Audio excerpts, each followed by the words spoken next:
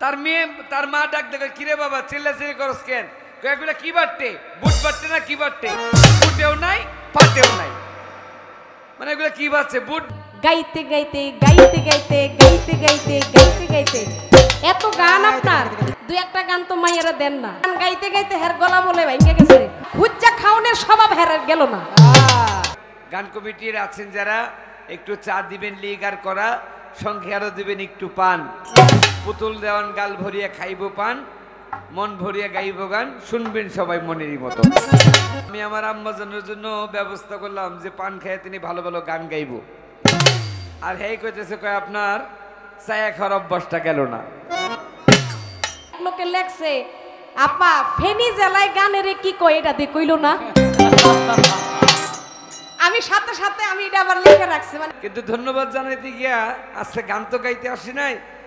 আমার আম্মাজান আমাদের পুতুল দেওয়ানের সাথে মোটামুটি একটা ঝগড়াই করতে আসছি। নবী কিন্তু একদিন ঘটনাক্রমে বলছিল যে আমি নবী না। আমার একটু জানার দরকার কোন দিন কোন ঘটনাক্রমে নবী বলেছিল যে আমি নবী না। এই মোহরে নবত দেখে এবার ডাক দিয়া ওই বহিরা পাতে বলে, হে মোহাম্মদ তুমি কি জানো তুমি একজন নবী?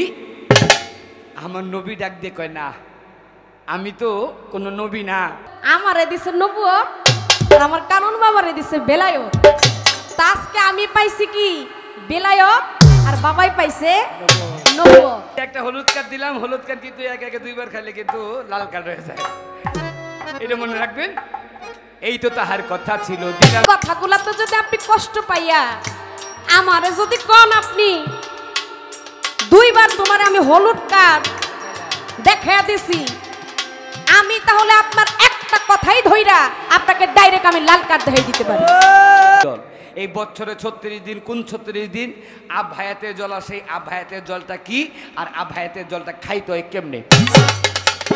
যিনি আবহায়াতের পানিটা খেয়েছেন, খাবার মতো খাইতে পারি না, যার জন্য আমরা অমরত্ব পাই না। পেয়েছিল খাজা বাবা, পেয়েছিল বড় পীর, যারা দুনিয়া থেকে বিদায় নেওয়ার পরেও যারা জিন্দা। Hello hello check hello.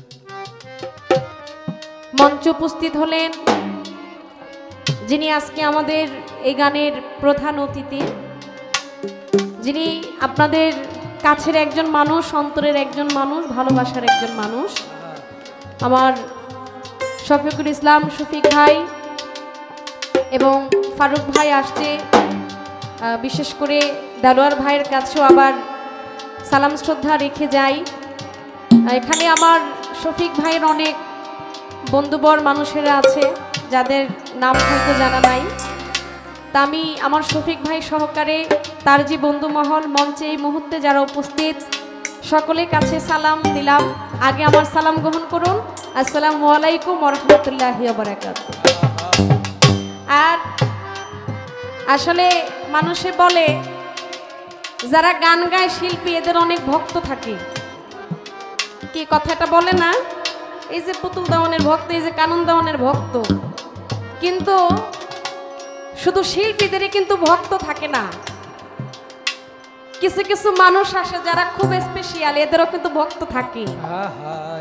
সেরকম একজন মানুষ হচ্ছে আমার শফিক ভাই, যার ভালোবাসার টানে সেই ঢাকা মানিকনগর থেকে কিছু বন্ধু মহল আসছে। আমার মানিক ভাই, রহিম কাকা এবং শফিক ভাই, শফিকুল ভাই, তো ওনারা আপনাকে খুব ভালোবাসে, এটা আপনি ভালোভাবে জানেন আমার চাইতে। তো আমি বলবো ঢাকা মানিকনগর থেকে যারা আসছে আপনাদের প্রতি সালাম শ্রদ্ধা। আর যারা দূরে এবং কাছে আছেন আপনাদেরকে বলার মতো ভাষা নাই। অনেক সুন্দর পরিবেশ বরাবরের মতো দিয়ে আজকেও সেটা প্রমাণ করে দিলেন যে আপনারা আসলেই পরিপূর্ণ শ্রোতা। মানে মনে হয় না যে এতগুলো মানুষ এখানে বসে আছে, সামনের দিকটা চাইলেই আসলে একেবারে পরাণটা জুড়িয়ে যায়। এটাই মূলত বাউল গানের সিস্টেম। ওই যে আমার বাবা যে বলছে একমাত্র বাউল গানের ভিতরেই সারা রাত্রব্যাপী গান হয়, অন্য কোথাও সারা রাত্র গান হয় না। অনেক অনেক জায়গায় 2 ঘন্টার প্রোগ্রাম, পোলা পাই নাচা শিল্পী নাচা কি গাইলো কি না গাইলো ধুলাবালি উড়াইয়া গান শেষ। কিন্তু একমাত্র বাউল গান যেখানে মায়ের কথা বলে, যেখানে বাবার কথা বলে, যেখানে মানুষের মনের ভাব প্রকাশ হয় গানের সুরের মাধ্যমে, গানের কথার মাধ্যমে, যেখানে আল্লাহ রাসূলের কথা হয়, সেটাই হচ্ছে একমাত্র বাউল গান। আর আপনারা বাউল গানকে জন্ম দেন, এটা আমি স্বীকার করি। এখানে আমি আপনাদের দোয়ায় অনেকবার আসছি, সেটা আমার জানা হয়ে গেছে ছোট। তা আজকে কর্তাপক্ষ থেকে পালা দিলেন, যদিও রাত্রটা একটু বেশি হয়ে গেছে, পালাটা একটু ছোট করেই আমাদের আপনাদের সম্মুখে গাইতে হবে। বেশি আলাপ আলোচনা করা যাবে না, যতটুকু না করলেই নয় ততটুকুই আমাদের রাখতে হয়। তাই সেখান থেকে পালাটা আমি শুরু করব। তাই পালাতে আজকে সাজিয়েছেন, আমাকে দেওয়া হয়েছে নবুয়তের, আমাকে দেওয়া হয়েছে বেলায়েতের মাধ্যমে গান করার জন্য। আর আমার যিনি কানন দেওয়ান সাহেব, তাকে দেওয়া হয়েছে নবুয়তের পালায় গান করার জন্য। কিছুদিন আগেই মনে হয়, সপ্তাহ হয় নাই, 4-5 দিন আগের কথা, নবুয়ত গাইছিলাম। তো এখন বেশিরভাগ নবুয়তই দেয়, এই জন্য নবুয়তটাই আইসা পড়ে। আর বাবার সাথে আমার যতগুলো পালা হয়েছে নবুয়ত আর বেলায়েত, আমারে দিছে নবুয়ত আর আমার কানন বাবারে দিছে বেলায়েত। তা আজকে আমি পাইছি কি বেলায়েত, আর বাবাই পাইছে নবুয়ত। খুব সুন্দর করে পালাটা বন্টন করলেন। জানি না যেভাবে আপনারা ভাগ করে দিয়েছেন ততটুকু গাইতে পারি কিনা। আমার গাওয়ার সাধ্য ক্ষমতা নাই, মালিক যেন দয়া করে। তাই প্রথমেই দাদাগুরু মাতাল কবি রাজ্জাক দেওয়ান সাহেবের একটা গান দিয়ে আমি আমার পালার গান শুরু করব। তারপর আমার বাবার সাথে কিছু আলাপ আলোচনা আছে। আস্তে কয় গান গাইতে গাইতে গাইতে গাইতে গাইতে গাইতে গাইতে গাইতে এত গান আপনার, হ্যাঁ 2-1টা গান তো মাইয়ারা দেন না। এত গান দেখছেন, গান গাইতে গাইতে হের গলা বলে ভেঙে গেছে। রং চা দিবেন, মানে রং চাটা খাইয়া গলাটার একের তরতাজা করবো। হ্যাঁ দেখলাম এই খুঁজা খাওয়ানোর স্বভাব হেরে গেল না। যে জায়গায় যাইবো কমিটির কাছ থেকে চাইয়া খাইবো। শোনেন, এটা এখন ডিজিটাল বাংলাদেশ, সব দিকেই পরিপূর্ণ, চাওয়ার আগেই পাইয়া যায়। আর শফিক ভাইয়ের অনুষ্ঠানে আইসা চা খুঁজা খাইবেন, এটা আমি মানতে পারলাম। কি কথা ঠিক কিনা? চা খাইবো হ্যাঁ, পান খাবাইবো আমারে। ভালোই বুদ্ধি করেন, এরকম বুদ্ধি করেন। আর কোন জায়গার কথা বাদ দে নাই, কোন জায়গায় গান্ডারে কি কয়, কি নামে কয়।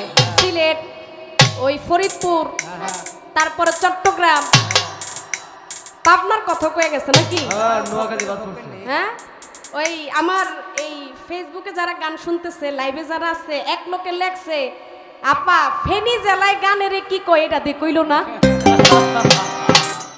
আমি সাথে সাথে আমি এটা আবার লিখে রাখছি, মানে আমি এদিকে তাকাইছি, এই জায়গায় লেখছে যে ফেনী জেলায় কি কয়, এটা দিয়ে কইল না। ফেনী জেলায় কি কয় একটু কয়েন তো।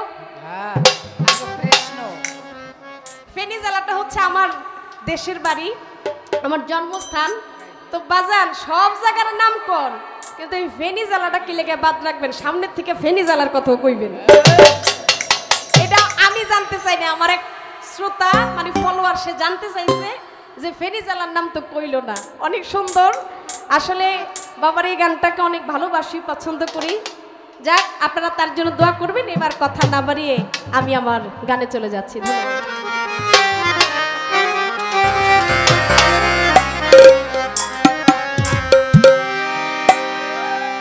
রং ছড়াবে রঙের পাখি,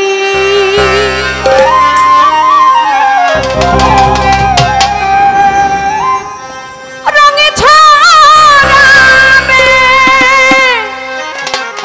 রঙের পাখি, এই মাইটা খাঁচাই দোলনা দোলে খেলেছে পাখি উল্টা কলে। ওরে মানুষ খেলছে পাখি তোমার উল্টা কলে। গানটা ধরার আগে বলবো যারা যাওয়ার চলে যায় চলে যাইতে পারেন, রাস্তা একেবারেই ফাঁকা আছে। ফাঁকা ফায়া। হ্যাঁ, ওই দেখলাম মাত্র বাবা গান শেষ করছে, এরপরে অনেকে যাওয়া শুরু করছেন। কথার ভিতরে একটু বসে আসছিলেন, এখন আবার গান ধরছি, এখন আবার যাওয়া শুরু করছেন। এটা কিন্তু ভালো না, এটা আপনারা জানেন। শিল্পী যখন গান করে কথা বলে তখন যদি উঠা বসা হয় শিল্পীর মন নষ্ট হয়ে যায়। উঠা বসা কইরেন সমস্যা নাই, একটু বাইরে যাইতে হয় যেহেতু আমরা মানুষ। হ্যাঁ, প্রাকৃতিক সমস্যা সবারই আছে, একটু পরে যায়েন, আগে গানটা গাই, যখন মিউজিক বাজাবো তখন উঠা বসা করেন, এটাই আপনাদের কাছে অনুরোধ। রং ছড়াবে রঙের পাখি, রং ছড়াবে রঙের পাখি, মাইটা খাজাই দোলনা দোলে, খেলছে পাখি উল্টা গলে তোমার, খেলছে পাখি উল্টা গলে, খেলছে পাখি উল্টা গলে, খেলছে পাখি তোমার উল্টা গলে। রং ছড়াবে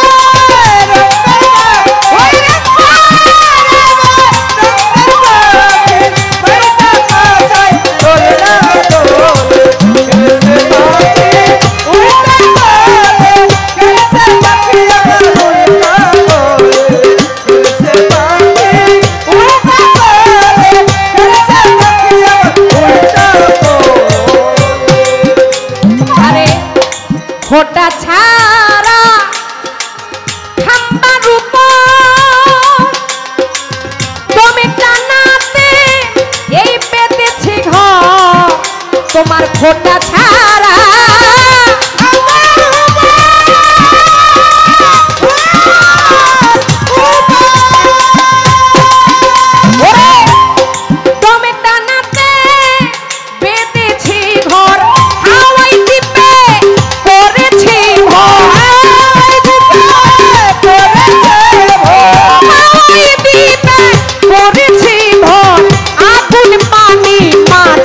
জলে খেলছে পাখি তোমার উল্টা গলে, খেলছে পাখি তোমার উল্টা গলে, খেলছে পাখি উল্টা গলে, খেলছে পাখি উল্টা গলে, খেলছে পাখি উল্টা গলে, খেলছে পাখি উল্টা গলে। তোমার নিচের তলায় গলি, মাঝে মাঝে থাকে গলি, ওরে নিজের তলায়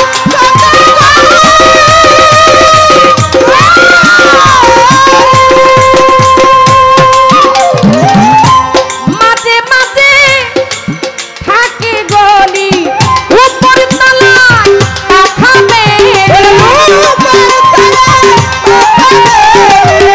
উপর তলায় পাখামেলি, ভিগবাজি খায় তালি দিলে, খেলছে পাখি উল্টা গলে, খেলছে পাখি উল্টা গলে, খেলছে পাখি উল্টা গলে, খেলছে পাখি উল্টা গলে। এখন ওরে কুঠো বাবি পাখি আমার, নাই নিদ্রা তার নাই রে আহার, ওরে কুঠো বাবি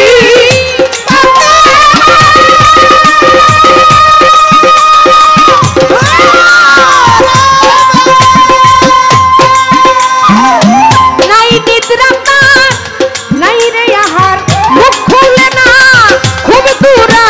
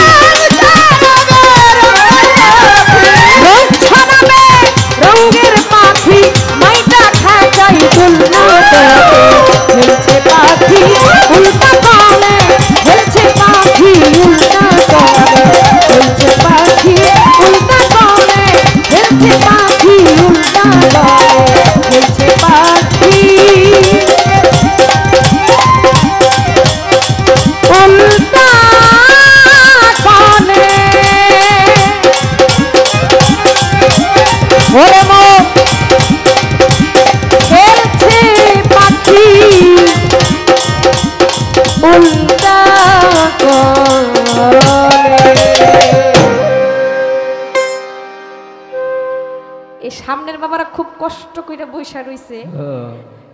একজন কয় চলো, আরেকজন কয় না গানটা শেষ হোক, মানে ইশারাতে বুঝতাছি আপনাদের খুব কষ্ট হইতাছে, আপনারা যাইতে পারেন। এত কষ্ট করে থাকতে হবে না, মানুষের কাজকর্ম আছে সেটা বুঝি। যারা যাইতে চান যাইতে পারেন, চিন্তা করতেছে যদি উঠে যদি পুতুল দেওয়ান কিছু কয় সমস্যা নেই, এই ভয়টা আপনারা পাইয়েন না। আরে ও প্রেমের বাজার বুঝি হইয়া যায়, প্রেমের বাজার বুঝি হইয়া যায়, আইকে যাবি প্রেম বাজারে ও তোরা আইকে যাবি প্রেম বাজারে ও প্রেমের বাজার বুঝি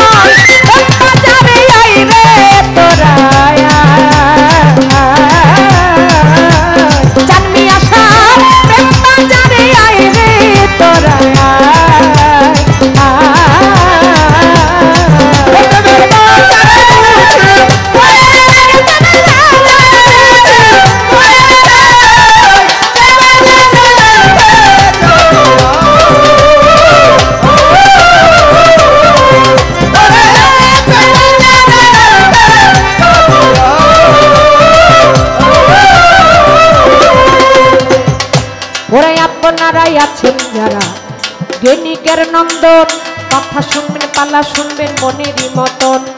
আপনারাই আছেন যারা গণিকের নন্দন, কথা শুনবেন পালা শুনবেন মনেরই মতন। নবুয়ত বেলায়ও দিয়া দিছে পাল্লা, বসিয়া বসিয়া সবাই করে নাল্লা আল্লাহ রে, করে নাল্লা।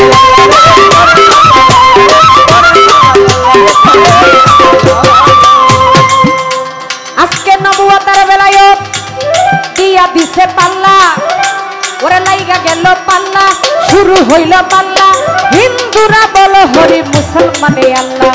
এইভাবে আপে ধরো থাকলে বাবা নীরব, নীরব থাকলে মনের কথা বলা হবে সবে রে, বলা হবে সব রে।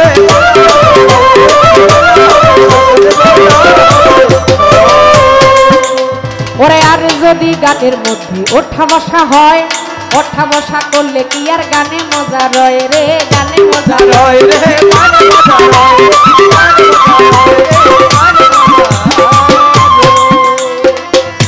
যেইভাবে তেতালা দিল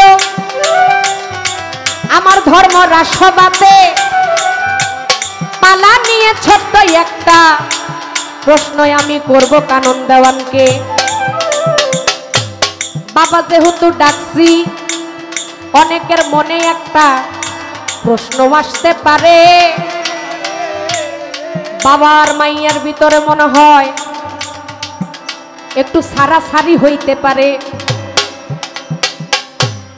যদিও আমার বাবা হয় এটাই আমি মানি,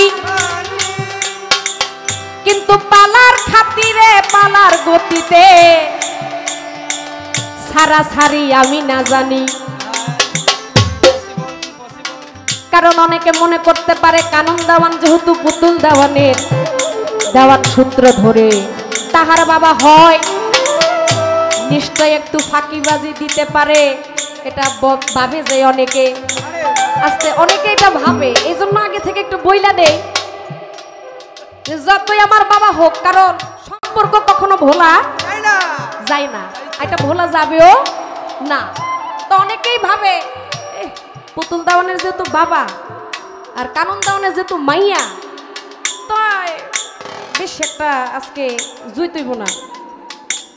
এটা একটু বলে রাখলাম, যদিও সম্পর্কে আমার বাবা সেটা আমি মানি, মৃত্যুর আগ পর্যন্ত সে সম্পর্ক আমার থাকবে, এটাকে অমান্য করা যাবে না। কিন্তু পালার ভিতরে সারাসারি একটু কম করি, কারণ স্টেজে কিছু জিনিস আছে এটা নিতে হয়, বাড়ি ঘরে এরা দিতে চায় না। তো তাই তো আজ দেই কাল দেই কয়া কয়া ঘুরায়। তাই কিছু নিতে হইলে এরকম মঞ্চেই নিতে হয়। তো মঞ্চে যত নিব মঞ্চে এত ছাড় দিলে দরকার নাই। কারিয়া নেব কারিয়া যত পালাসকে নবতার বেলায়ত কোনটাকে রাইখা কোনটাকে ছোট করা যাবে না যাবে না। যেই নবীর নবুয়ত সেই নবীরই হইল বেলায়েত বিলায়েত। আপনারা জানেন আজ থেকে 1400 বছর আগে নবীজি আমাদের কাছ থেকে জাহিরি ভাবে তিনি বিদায় নিয়েছেন। আমরা তাকে দেখি না, সে আজ থেকে 1400 বছর আগেই তিনি বিদায় নিয়েছেন। তার পরবর্তীতে যেই যুগটা আসছে এটা হচ্ছে বেলায়তি যুগ। এখনকার যুগটা বেলায়তি যুগ। এই বেলায়তি যুগে আপনাকে আমাকে একজন পীর মুর্শিদের ভজন করতে হবে করতে হবে। আমার আনসার আলী বাবা, সানমিয়া ফকির, শাহালি বাবা, লেঙ্কা বাবা, মাইজ ভান্ডারী, সুরেশ্বরী, তাদের মতো অলি আল্লাহ যারা, এদের সঙ্গ করলে আপনি আপনাকে চিনতে পারবেন। বেলায়েত মানে হচ্ছে নিজেকে চেনা জানা। যেহেতু প্রথম আসর বেশি কথা না, নবুয়ত যেহেতু আমার বাবাজি গাইবে, আগে আপনার সাথে আমার একটা বিষয় নিয়ে একটু খোলাখুলি বলার দরকার আছে। আছে আছে একটা গান গাইলেন, আপনি নবী আমার জীবনের জীবন। সে গানের শেষের অন্তরায় আপনি বলেছেন, কবি লিখেছে যে দেখলো একবার স্বপনে, ভুলে না সেই জীবনে, দিবা নিশি নাম করে স্মরণ। আচ্ছা, যে দেখলো একবার স্বপনে, আচ্ছা নবীজিকে দেখার ইচ্ছা আছে না বাবা? আছে আছে আপনারা কেউ কি এখানে আছেন যে নবীজিকে দেখছেন? নবীজিকে আমরা কেউ দেখি নাই।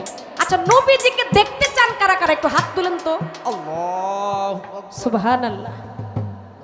আমরা নবীর উম্মত, সবার মনে একটা আকাঙ্ক্ষা, একটা আশা আল্লাহর দরবারে, যেই নবীর উম্মত হইছি ওই নবীরে যদি জীবনে একবার যদি দেখতাম, তাহলে আমার মনে হয় না ওই উম্মত বলবে যে জীবনে আল্লাহর কাছে আমার আর কিছু চাওয়ার আছে।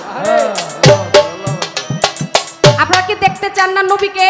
চাই চাই নবী তো বিদায় নিয়েছে 1400 বছর আগে, কিন্তু কিছু কিছু কর্ম আছে যে কর্মগুলো করলে ওই যে দেখলো একবার স্বপনে, ভুলে না সেই জীবনে, এই স্বপ্ন যোগে নবীকে দেখার ব্যবস্থা আমার নবীজি করে দিয়ে গেছে। আমি সেখান থেকেই আমার বাবার কাছে আমি একটু জানবো, যেহেতু নবীজি তাকে দেখার জন্য একটা ব্যবস্থা করে দিয়ে গেছে। কোনো মানুষ যদি সে 1 থেকে 40 দিন পর্যন্ত নামাজ পড়ে একটা কর্ম সে যদি করে, কর্মটা কি?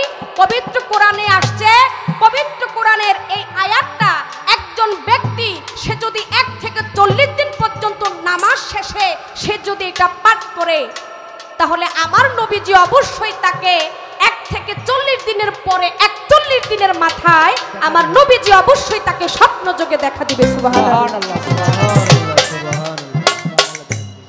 আমার একটু জানার দরকার আমার বাবাজির কাছে, পবিত্র কোরআনের এটা কোন আয়াত? পবিত্র কোরআনে আমরা জানি 114টি সূরা আছে, 6666টি আয়াত। আয়াতেরও শেষ নাই, সূরারও শেষ নাই, তাহলে পারাটা হচ্ছে 30 পারা। আমরা মানুষ কিভাবে জানবো যে নবীজি বলে গেছে যে তোমরা তোমাদের প্রতিদিন নামাজের পর কোরআনের যদি এই আয়াতটা যদি তোমরা পাঠ করো, এটা কিভাবে পাঠ করবে? এই কোরআনের আয়াতটা কোন আয়াত জানার দরকার আছে না?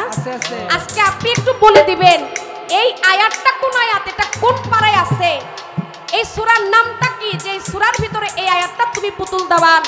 শুধু পুতুল দাওয়ান না, এখানে যত মুসলমান আছে সবাই এই আয়াতটা এইভাবে পাঠ করলে অবশ্যই আমার নবীজি তাকে 41 দিনের মাথায় স্বপ্নে যোগে দেখা দিবে। এটা আপনার গান থেকে আমি রাখছি। আর যেহেতু আপনি নবুয়ত গাইবেন, আজকে নবুয়তের পক্ষ থেকে নবীজির অনেক আলাপ আলোচনাই আপনি করবেন।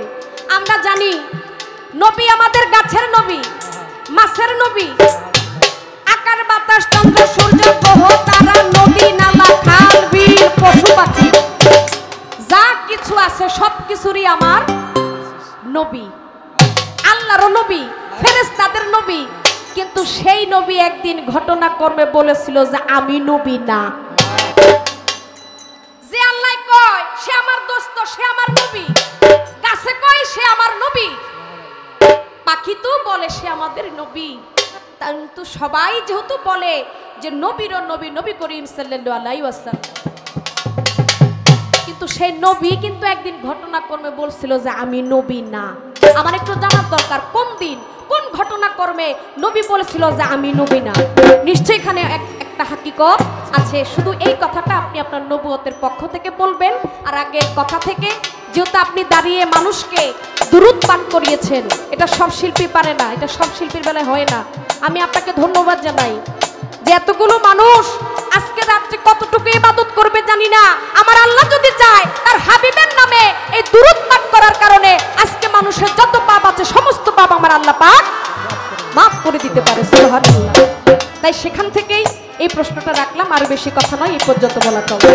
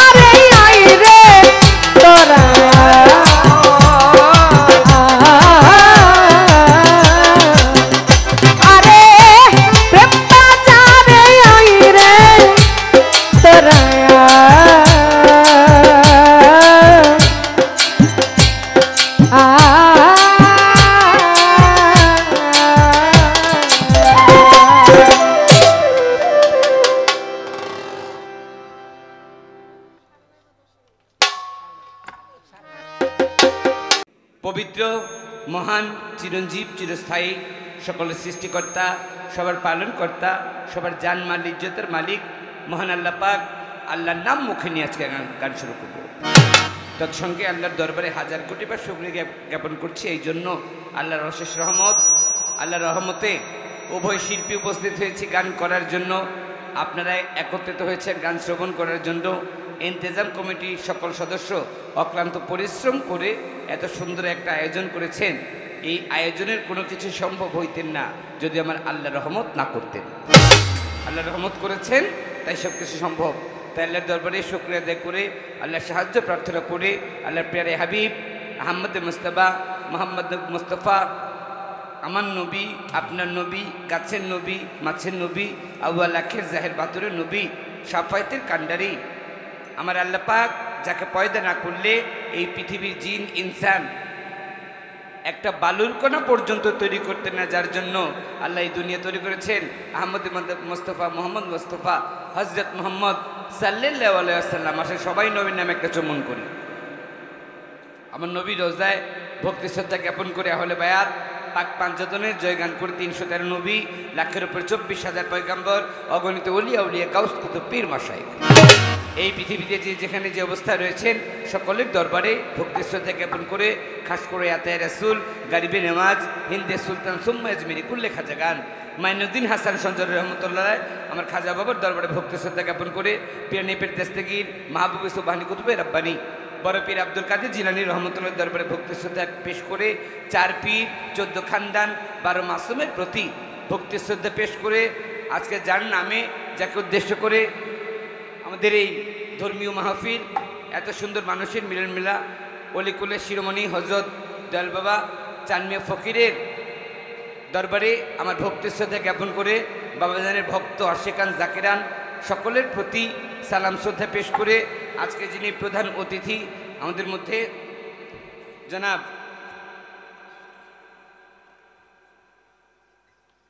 মোহাম্মদ শফিকুল ইসলাম শফিক সাহেব, বিশিষ্ট ব্যবসায়ী, বিশিষ্ট সমাজসেবক, তার প্রতি আমার সালাম শ্রদ্ধা পেশ করে আজকের যিনি সভাপতি আমাদের মধ্যমণি হাজী মোহাম্মদ দেলোয়ার হোসেন সাহেব, ভারপ্রাপ্ত চেয়ারম্যান ভাকুরতা ইউনিয়ন পরিষদ, তার প্রতি সালাম শ্রদ্ধা জানিয়ে যার তাগিদে যার দাওয়াতে আপনাদের এখানে এসেছি তার প্রতি সালাম শ্রদ্ধা জানিয়ে প্রতিপক্ষ শিল্পী সহশিল্পী সকলের প্রতি সালাম শ্রদ্ধা পেশ করে অধীর আগ্রহে বসে আছেন যারা গান শ্রবণ করার জন্য দূর দূরান্ত হতে আগত সাদমত মুষ্টুম যারা, সবার চরণে ভক্তি শ্রদ্ধা পেশ করে সবার দোয়ার চেয়ে মাইকম্যান ভাই সহ মঞ্চে উপবিষ্ট যারা সবার কাছে সালাম জানিয়ে সবার দোয়া চেয়ে মঞ্চের কাছে চলে যাব।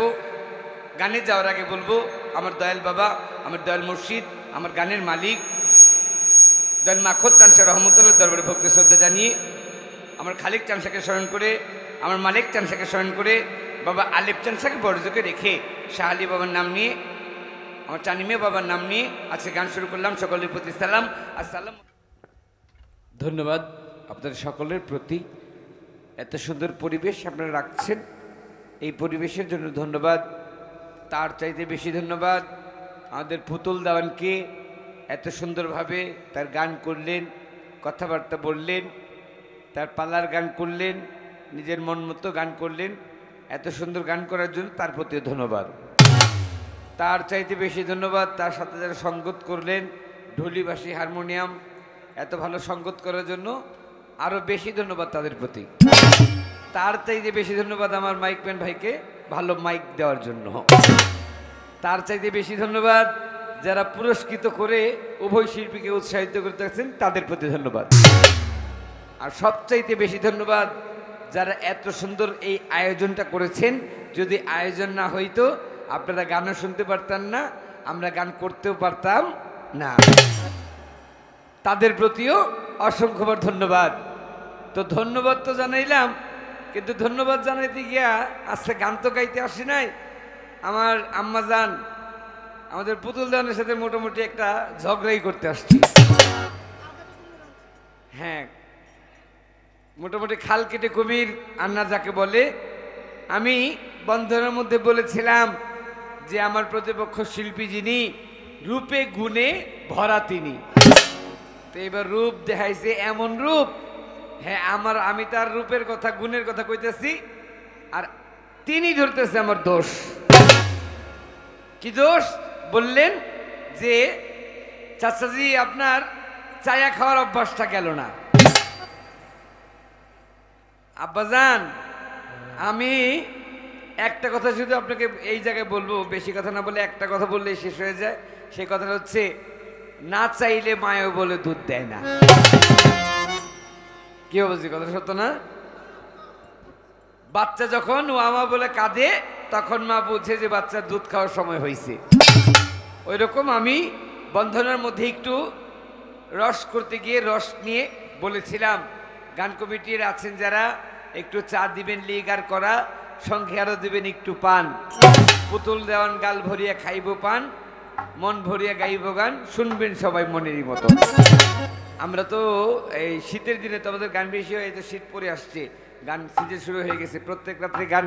তো শীতের বেলা গান গাইতে গেলে যখন কুয়াশা মানুষের নাকে মুখে যায়, কুয়াশা নাকে মুখে গেলে গলার মধ্যে কফ জমে। আর বিজ্ঞান প্রমাণ করেন, ডাক্তাররা বলেন যে যদি কারো গলার মধ্যে কফ জমে, এই কফটাকে পরিষ্কার করার জন্য চুন ছাড়া পান খাবেন। চুন ছাড়া পান খাইলে এই পানির রসটা এই গলাটা একদম ক্লিয়ার করে দেয়। তো আমি আমার আম্মাজানের জন্য ব্যবস্থা করলাম যে পান খেয়ে তিনি ভালো ভালো গান গাইব। আর হ্যাঁ কইতেছে, কয় আপনার চায়া খাওয়ার অভ্যাসটা গেল না। আম্মাজান এটা কেমন হইল? আমি কইলাম কি আর আপনি করলেন কি? এটা যেন কেমন হয়ে গেল বিষয়টা। তা আমি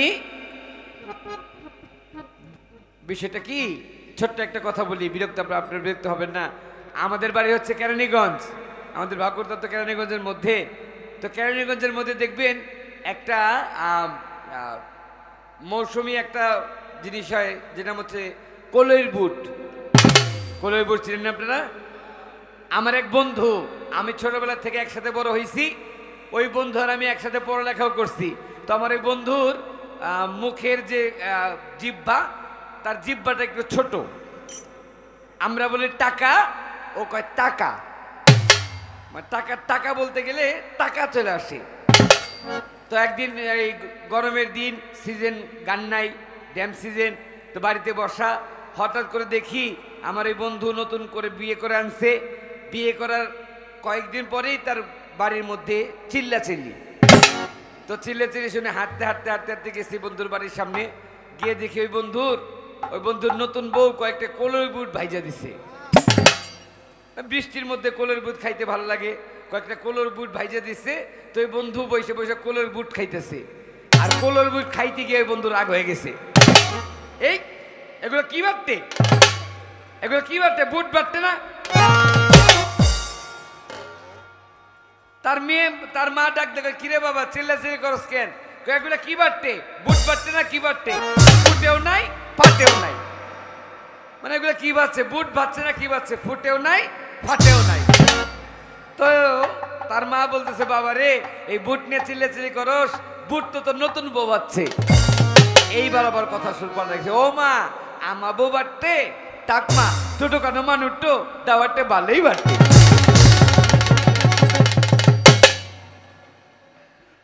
ছোটখাটো মানুষ তো যা বাচ্ছে ভালোই ভাবছে। তা আমার আম্মা জান ছোটখাটো মানুষ তো যা কইছে ভালোই কইছে। আমি এইবারের জন্য আপনারে একটুখানি কম্প্রোমাইজ করলাম, দেখা যাক পরবর্তীতে কি আসে। পরবর্তীতে যদি এরকম কথা আসে তাহলে কিন্তু আর একটু কড়া কথা হবে। একেবারে করা হয়ে গেলে তো বেশি হয়ে যায়, এইটা একটু সামথিং দিলাম আর কি। আমার কাছে প্রশ্ন করেছেন দুইটা, ধন্যবাদ তাকে প্রশ্নগুলো করার জন্য। প্রথম প্রশ্ন করলেন আমার কাছে যে আপনি বলবেন এমন একটা কর্ম আছে যে কর্মটা করতে পারলে একাধারে 40 দিন পর্যন্ত যদি কর্মটা কেউ করে তাহলে সে আমার রাসূলের দেখা পাইতে পারে। ধন্যবাদ তাকে প্রশ্নটা করার জন্য। দ্বিতীয় প্রশ্ন করলেন এমন একটা সময় ছিল বা এমন একদিন আমার নবী নিজেই বললেন যে আমি নবী না। এই কথাটি তিনি কবে বলেছিলেন সেই ঘটনাগুলো বলতে হবে। চেষ্টা করব তার পঙ্খানুরূপে কথার জবাব দেওয়ার জন্য। ছোট্ট করে আগে একটি গানের পর চেষ্টা করি তার কথার জবাব দেওয়ার জন্য।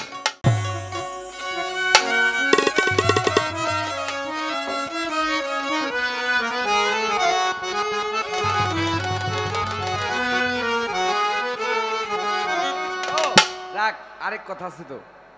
আমার আম্মা জান নাকি ওনাকে একজন কমেন্ট করছে যে ফেনী জেলার মধ্যে গানকে কি বলে। আমি বলেছিলাম যেই কয়টা অঞ্চলের মধ্যে গান হয় ওই কয়টা অঞ্চল, যেই কয়টা অঞ্চল আমি ঘুরে ঘুরে গান করছি ওই অঞ্চলে গিয়ে যেই অভিজ্ঞতা হয়েছে, যেই এলাকায় যে গান বলে ওইটা শুনছি, এই জন্য বলছি। এই ফেনী এলাকাটা তো বরিশালের মধ্যে পড়ে নাকি? ফেনী এলাকা কোন এলাকায় পড়ে? নোয়াখালী। আরে খাইছি রে হানি আইকিছি।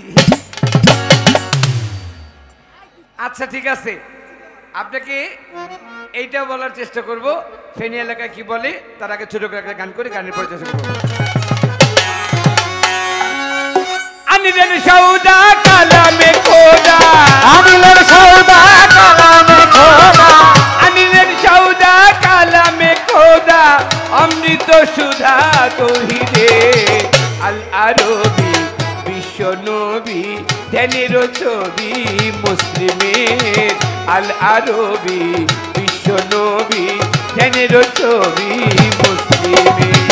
আনিলের সোনা কালামে খোদা, আনিলের সোনা কালামে খোদা, সুরা তৌহিদে আল আরবি বিশ্ব নবী ধ্যানের ছবি তৌহিদে আল আরবি বিশ্ব নবী ধ্যানের ছবি তৌহিদে। ও নবী দেখাইলে না পূর্ব কাণ্ড,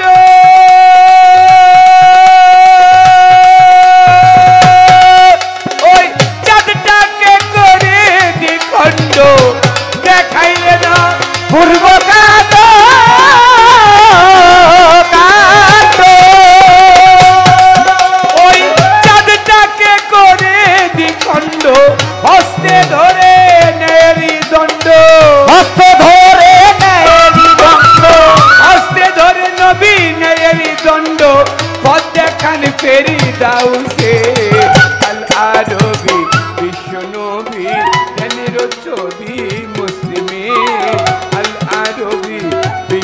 নবী ধ্যানের ছবি মুসলিমে। আনিলের সোনা কালামে বাবা গানের মধ্যে যদি গান দু একটা কথা বলি আপনার বিরক্ত হয়ে যান কি? গানের মধ্যে বললেন কবি আমার দাদা যে খালিদ গান আল্লাহ রবি বিশ্ব নবী ধ্যানের ছবি মুসলিমের।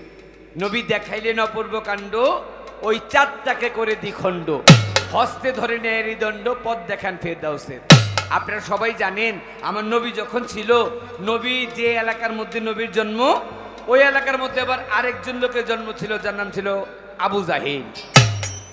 যে আবু জাহিল আমার নবীর সাথে সবসময় শত্রুতা করত। এই আবু জাহিল আমার নবীকে একটু ছোট বানানোর জন্য, নবীকে অপমান করার জন্য কি করলেন? দুইটা চেয়ার বানাইলেন, একটা স্বর্ণের চেয়ার, একটা রূপার চেয়ার। দুইটা চেয়ার বানায়া সিরিয়ার যে বাদশা, সিরিয়ার বাদশার নাম হচ্ছে মালিক ইবনে সাবা। মালিক ইবনে সাবারের চিঠি দিয়ে দাওয়াত করলেন, মালিক ইবনে সাবা আপনি আমার মক্কার মধ্যে আসেন, আমার মক্কার মধ্যে আমার এক ভাতিজা, ও বিরাট বড় জাদুগির, ওর একটা শায়েস্তা করতে হইব। ওই বাদশা মালিক ইবনে সাবা চিঠি পাঠায়, লোক পাঠায় খবর দিলেন যে আমি অমুক দিন তোমার মক্কার মধ্যে আসব। মক্কার মধ্যে মালিক ইবনে সাবা আসছে। মালিক ইবনে সাবা 10,000 সৈন্য সামন্ত সাজায় রাখছে। 10,000 সৈন্য সামন্ত নিয়ে মালিক ইবনে সাবা চলে আসছে মক্কা নগরীতে। আর মক্কা নগরীতে আসার সঙ্গে সঙ্গে ওই মালিক ইবনে সাবারে নিয়ে বসাইছে স্বর্ণের চেয়ারে, আর রূপার চেয়ারে বসে গিয়া আবু জাহিল। আর আমার নবীরে লোক দিয়ে ডাকাইছে, মোহাম্মদকে ডাক দাও, আজকে মোহাম্মদকে শিক্ষা দিব। আমার নবীর ঘরে দরজার মধ্যে টোকা পড়ে গেছে, এই মোহাম্মদ তোমাকে মক্কার সর্দার আবু জাহিল ডাকে। ঘরের মধ্যে 3 জন ব্যক্তি, আমার রাসূল, হযরত আলী, আবু বকর সিদ্দিক। হযরত আলী আর আবু বকর সিদ্দিক ডাক দিয়ে বলে, নবী আজকে আপনি যাবেন না, আজকে যদি আপনি যান ওরা আপনাকে অপমান করবে। আর আমার নবী ডাক দিয়ে বলে, আলী, আবু বকর তুমি কোনো চিন্তা কইরো না, যদি আল্লাহ আমাকে বলে আমি অবশ্যই সেখানে যাইতে চাই। আমার আল্লাহ ডাক দিয়ে বলে, হে নবী আপনি কোনো চিন্তা করেন না, আপনি সেখানে বিসমিল্লাহ বলে রওনা করেন, আমি আপনার সাথে আছি। দরজা খোলা আমার নবী বেরোইছে। নবী 1, 2, 3 কদম হাঁটে, হঠাৎ করে আলীকে নবী সামনে হাঁটে। ডাক দিয়ে নবী বলে, আলী তুমি সামনে হাঁটো কেন? বলে, নবী গো যদি সামনে থেকে কেউ তীর মারে তাহলে ওই তীর আগে আমার বুকে লাগবে, আমি নবীকে লাগতে দিব না। পিছন দিক দিয়ে হাঁটে আবু বকর সিদ্দিক। আবু বকর সিদ্দিক বলে, নবী যদি পিছন থেকে কেউ তীর মারে তাহলে আমার পিঠাকে লাগবে, আপনাকে লাগতে দিব না। আমার নবী বলে, তোমরা কোনো চিন্তা করো না, আচ্ছা তোমরা 2 জন মিলে বলো তো আমরা এখানে মোট কয়জন? আমার নবী কথা জিজ্ঞেস করাতে আবু বকর সিদ্দিক, হযরত আলী বলে, কেন আমরা 3 জন? আমার নবী কয়, না আমরা 3 জন না, আমরা 4 জন। বলে 4 জন কিভাবে? বলে, তুমি হযরত আলী, আমি মোহাম্মদ, আবু বকর সিদ্দিক, আর আমাদের 3 জনের সাথে আছে স্বয়ং আল্লাহ। আল্লাহ যার সহায় থাকে তার কোনো চিন্তা নাই। তুমি আস্তে করে সামনে থেকে সরে যাও। আস্তে করে হযরত আলী সামনে থেকে সরে গেছে। আমার নবী আস্তে আস্তে রওনা করছে। 10,000 সৈন্য সামন্ত, ঠিক দুপুরবেলা, দুপুরের রৌদ্র ঝলমল করে, এমন সময় দূর থেকে মাত্র মালিক ইবনে সাবা আমার নবীকে দেখছে। আর মালিক ইবনে সাবা নবীকে দেখার সঙ্গে সঙ্গে আমার নবীর মধ্যে যে মোহরে নবুয়ত ছিল, এই মোহরে নবুয়তের যে একটা পাওয়ার, এই মোহরে নবুয়তের পাওয়ারের নবীর যে একটা রূপ ছিল, এই মালিক ইবনে সাবা ওই স্বর্ণের চেয়ারের মধ্যে থেকে বসে আমার নবীকে দূর থেকে দেখে হঠাৎ করে স্বর্ণের চেয়ার থেকে দাঁড়ায় গেছে। নবীকে দেখার সঙ্গে সঙ্গে স্বর্ণের চেয়ার থেকে দাঁড়ায় গেছে। এবার সে তো দাঁড়াইছে, ডাক দিয়া ওই আবু জাহেলকে, এই আবু জাহেল, এই আবু জাহেল উঠো, দাঁড়াও, দেখো এত সুন্দর একটা লোক আসতেছে, দেখতে এত সুন্দর রূপ, তার দেখলে কি তোমার মায়া লাগে না? সম্মান জানাইতে মন চায় না? দাঁড়াও। এবার আবু জাহেলরে দাঁড় করাইছে। আমার নবী যখন সামনে আসছে, নবীকে সামনে আসার সঙ্গে সঙ্গে ওই স্বর্ণের চেয়ারটা ছেড়ে দিছে আমার নবীর জন্য। নবী নিয়ে বসেছে সামনের স্বর্ণের চেয়ারে, ওই মালিক ইবনে সাবা গিয়া বসছে রূপার চেয়ারে, আর গিয়া ওই আবু জাহেল দাঁড়ায় রইছে।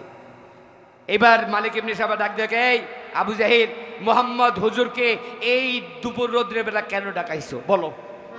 আর আবু জাহেল মনে মনে চিন্তা করে, আমি মালিক ইবনে সাবারে ডাকাইলাম, 2টা চেয়ার বানাইলাম মোহাম্মদের শিক্ষা দেওয়ার জন্য, মোহাম্মদের শিক্ষা দেব এই মালিক ইবনে সাবারে দিয়া, এখন এই মালিক ইবনে সাবা ওই বুধ খেদামো শস্যা পরা দিয়া শস্যার মধ্যে বুধ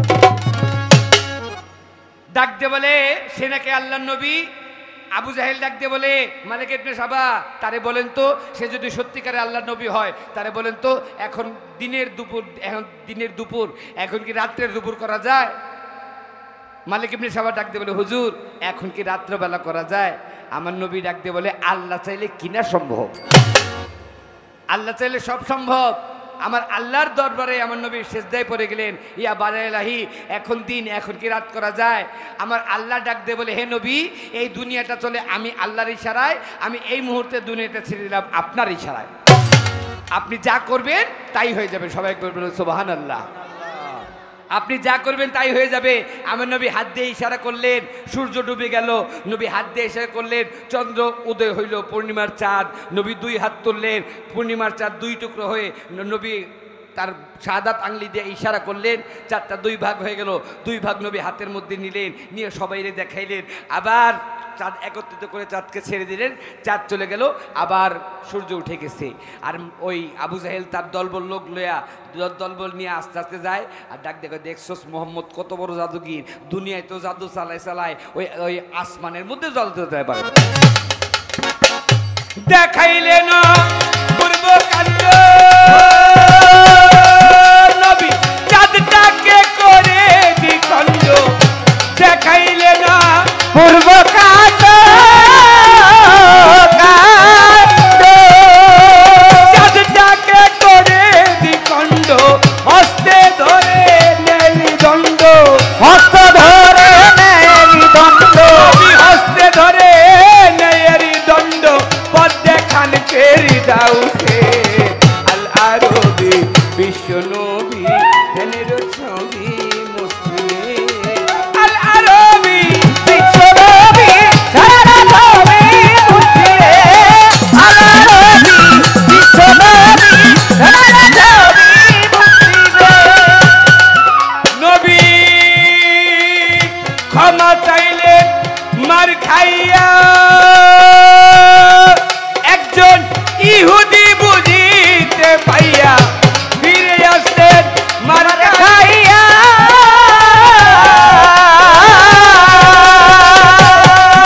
একজন ইহুদি বুঝিতে পাইয়া ফিরে এলো তার হাত কাটিয়া, ফিরে এলো তার হাত কাটিয়া, ফিরে এলো তার হাত কাটিয়া, ভয় কাটিল তার দুজকে আল আরবি বিশ্ব নবী সারা ছবি মুসলিমে, আল আরবি বিশ্ব নবী সারা ছবি মুসলিমে, আল আরবি বিশ্ব নবী সারা ছবি মুসলিমে। ওটাই ব্যস্ত দুজন চাই না কবি, নবী তুমি হইছিলামে রবি, ব্যস্ত দুজন ওরে চায় না নবী, নবী, নবী তুমি হইছিলামে রবি, ওটাই দেখিতে তোমার নূরের ছবি, দেখিতে তোমার নূরের ছবি, দেখিতে তোমার নবী নূরের ছবি, দেবাসনা দেওয়ান খালেকে আল আরবি বিশ্ব নবী সারা ছবি মুসলিমে, আল আরবি বিশ্ব নবী সারা ছবি মুসলিমে। আনিলেন চৌদা কালামে খোদা, আনিলেন সৌদা কালামে খোদা, আনিলেন চৌদা কালামে খোদা, অমৃত সুধা কহিলে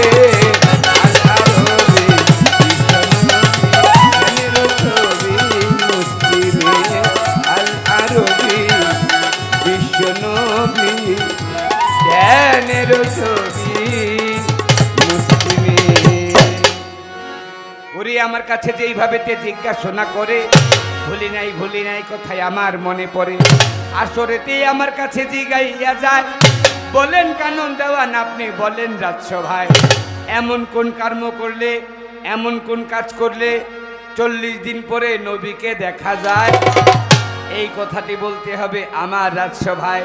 ভুলি নাই কথাই আমার মনে পড়ে, ওরে যেইভাবে তে আমার কাছে জিজ্ঞাসা করে, যেইভাবেতেই আমার কাছে জিজ্ঞাসা না করে, ওরে যেইভাবে তাই আমার কাছে জিজ্ঞাসা না করে, ভুলি নাই কথাই আমার মনে পড়ে, ভুলি নাই কথায় আমার মনে পড়ে, তাহার কথার জবাব দিব এই না রাজা সরে, তাহার কথার জবাব দিব এই না রাজা সরে, তাহার কথার জবাব দিব এই না রাজা সরে। ওমর আল্লাহর কথা কইল রে, প্রশ্ন করল রে, জবাব দিব রে, সবাই শুনবে রে আসরের ভিতরে, প্রেম জ্বালা কি জ্বালাই অন্তরে, ওমর আল্লাহ রে, প্রেম জ্বালা কি জ্বালাই অন্তরে, ওমর আল্লাহ রে।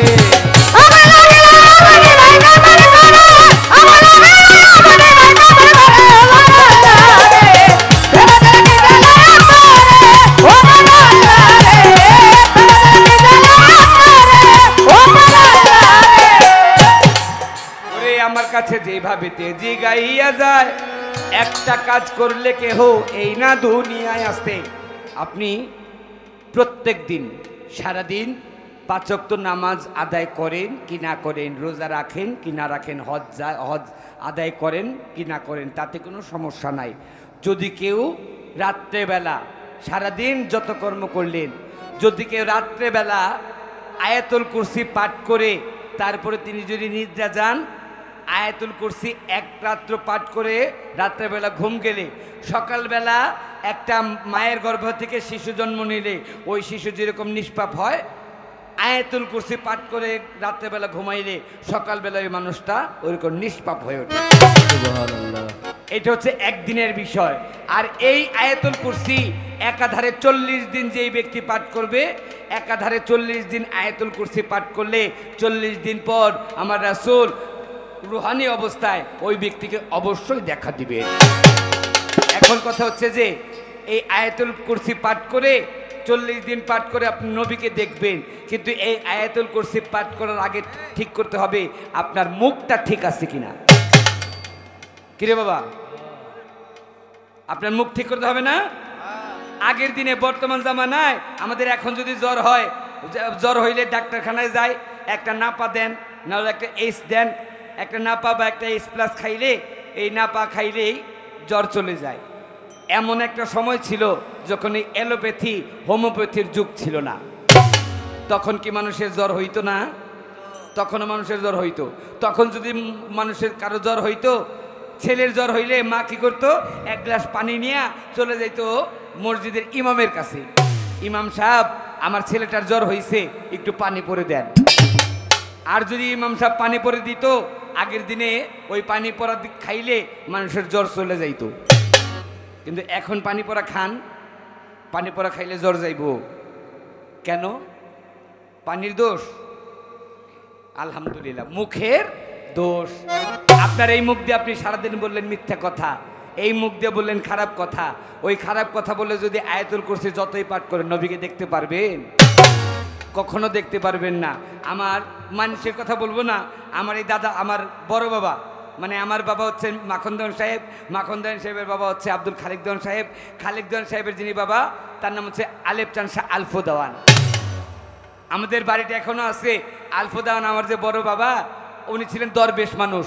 সকালবেলা ঘুম থেকে উঠছে পরে এক মহিলা আসছে দূরে, উনি হলো ওই মহিলার নিচে পানির গ্লাস নিয়ে দাঁড়ানো, আর আমার বড় বাবা ওই সিঁড়ির উপরে, 3 সিঁড়ি উপরে উঠানের মধ্যে আমার বড় বাবা।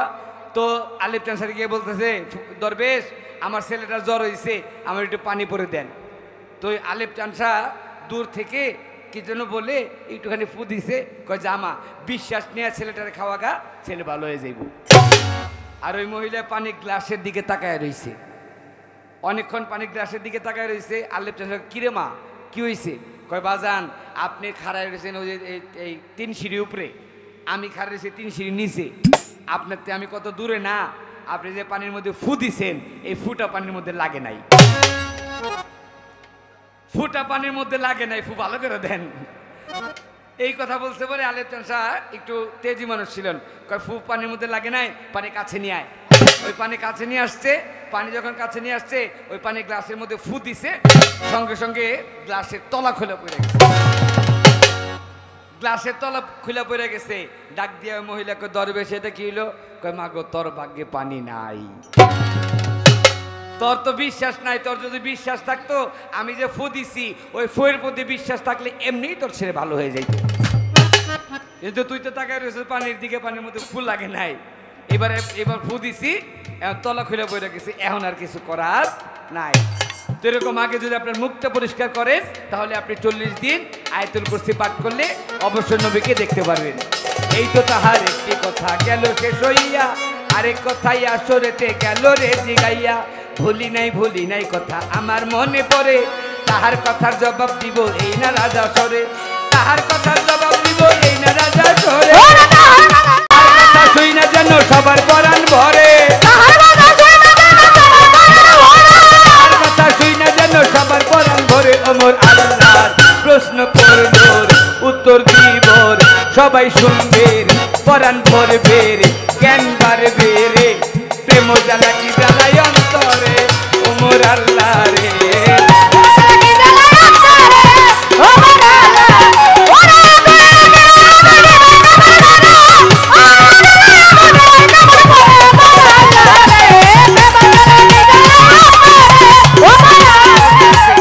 ছোট্ট একটা ঘটনা বলতে হয়, ছোট্ট ঘটনা। আমার নবীর বয়স তখন 7 থেকে 9-এর মতো। নবী 6 বছর ছিলেন। তার যে দুধমা হালিমার কাছে ছিলেন 6 বছর। 7ম বছরে দিলেন তার নিজের মা আমিনার কাছে। আমিনা বাঁচলেন মাত্র 1 বছর। নবীর বয়স 8। আমিনা মারা গেল, চলে গেলেন নবীর দায়িত্ব তার দাদা আব্দুল মুতালিবের কাছে। আব্দুল মুতালিব 2 বছর পর আব্দুল মুতালিব মারা গেল।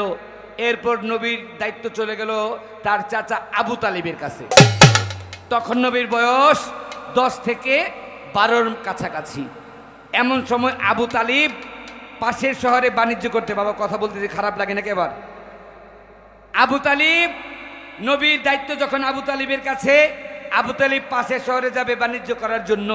নবী চাচার কাছে গিয়ে বলে, চাচা আমি আপনার ঘরের মধ্যে থাকি, আমি যদি কোনো কর্ম না করি, বসে বসে খাই, তাহলে তো খারাপ দেখা যায়। চাচা আমি আপনার সাথে বাণিজ্য করতে যাব।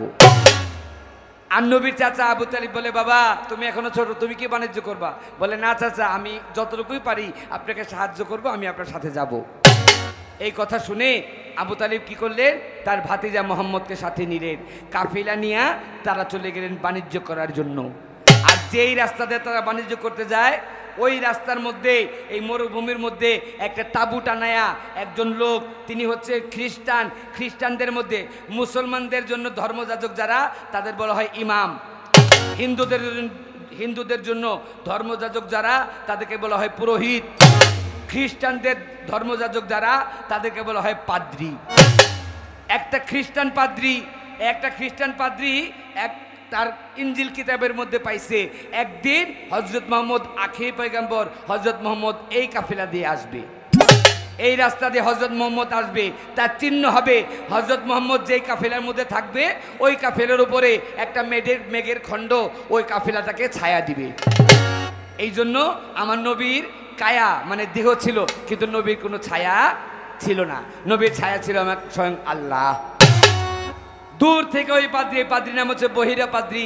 ওই বহিরা পাদ্রী দূর থেকে তাকিয়ে দেখে একটা কাফেলা আসতেছে, ওই কাফেলাকে ঢাইকা রাখছে এক টুকরো মেঘ। এই মেঘের খণ্ড তাদেরকে ছায়া দিতেছে। ওই বহিরা পাদ্রী দৌড় দিয়ে চলে গেছে কাফেলার সর্দারের কাছে, এই কাফেলা দাঁড়াও, তোমরা কোত্থেকে আসছো? বলে, আমরা মক্কা থেকে আসছি। বলে, কোথায় যাও? বলে, বাণিজ্য করতে যাই। বলে, আমার একটা আবদার। বলে, কি আবদার?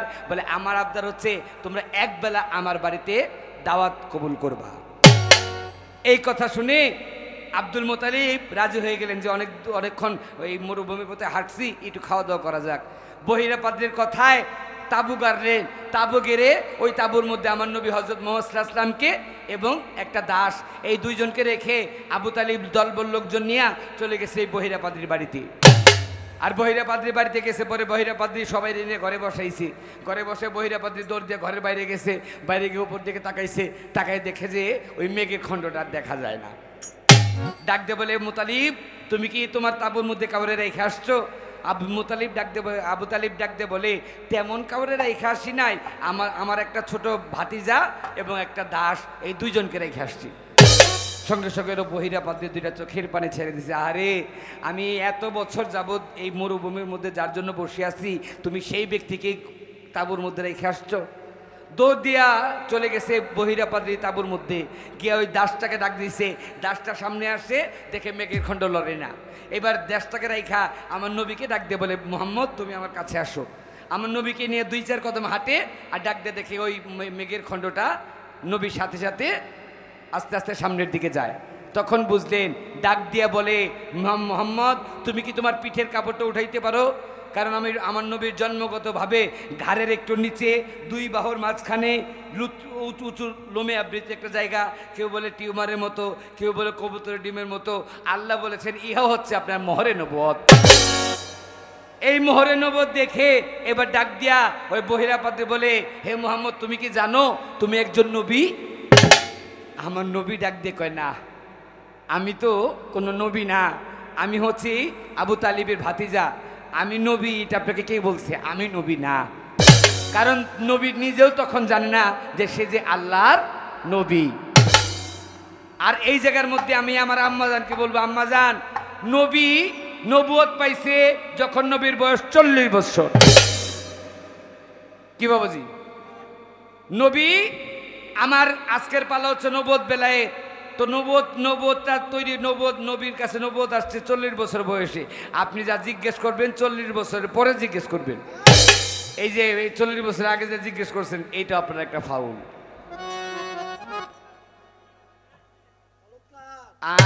তুই হলুদ কাট কসকে, তুই বেশি বলো। হলুদ কাট তো ঠিক আছে, কিন্তু তুই হলুদ কাট দিবি কে বেটা? তুই কি রেফারি? রেফারি হরা।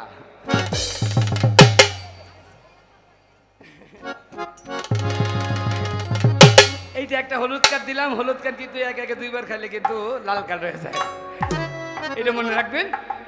এই তো তাহার কথা ছিল, দিলাম শেষ করিয়া, ছোট্ট একটা গান করিয়া পরিব বসিয়া।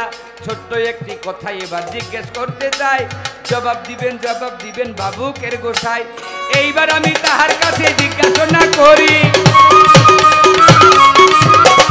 আম্মাজান আমার আম্মাজানের যেন লাগে না দৌড়া দৌড়ি,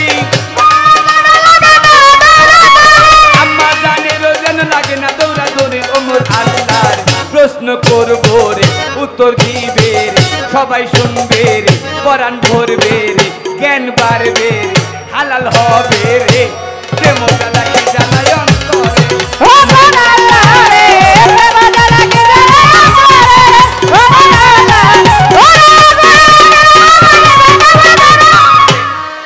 আপনারা, আমি জানি না আপনার গানটা শুনছেন কিনা, আমির উদ্দিন সাহেবের একটা গান আছে, সাফা মারুয়া 2টি পাহাড়, সাফা মারুয়া 2টি পাহাড়, 2খানেতে বসাইছে আল্লাহ, 2খানেতে বসাইছে। ছায়া সারা মসজিদ বানাইছে আল্লাহ, ছায়া সারা মসজিদ বানাইছে। সাফা মারুয়া 2টি পাহাড়, সাফা মারুয়া 2টি পাহাড়, সাফা মারুয়া 2টি পাহাড়, 2খানেতে বসাইছে আল্লাহ, 2খানেতে বসাইছে। ছায়া সারা মসজিদ বানাইছে আল্লাহ। গানটা শুনছেন আপনারা? ওরে সেই মসজিদের গম্বুজের পাকে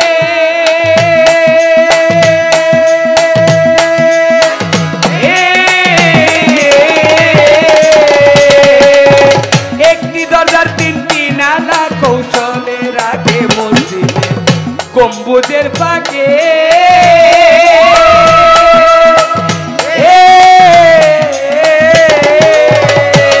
ওরে এক দরজার 3টি নালা কৌশলে রাখে, আল্লাহ রাসূল আইয়া সে আল্লাহ রাসূল আছে, আল্লাহ রাসূল আইয়া সে আল্লাহর জিকির করতেছে নবী, আল্লাহর জিকির করতেছে।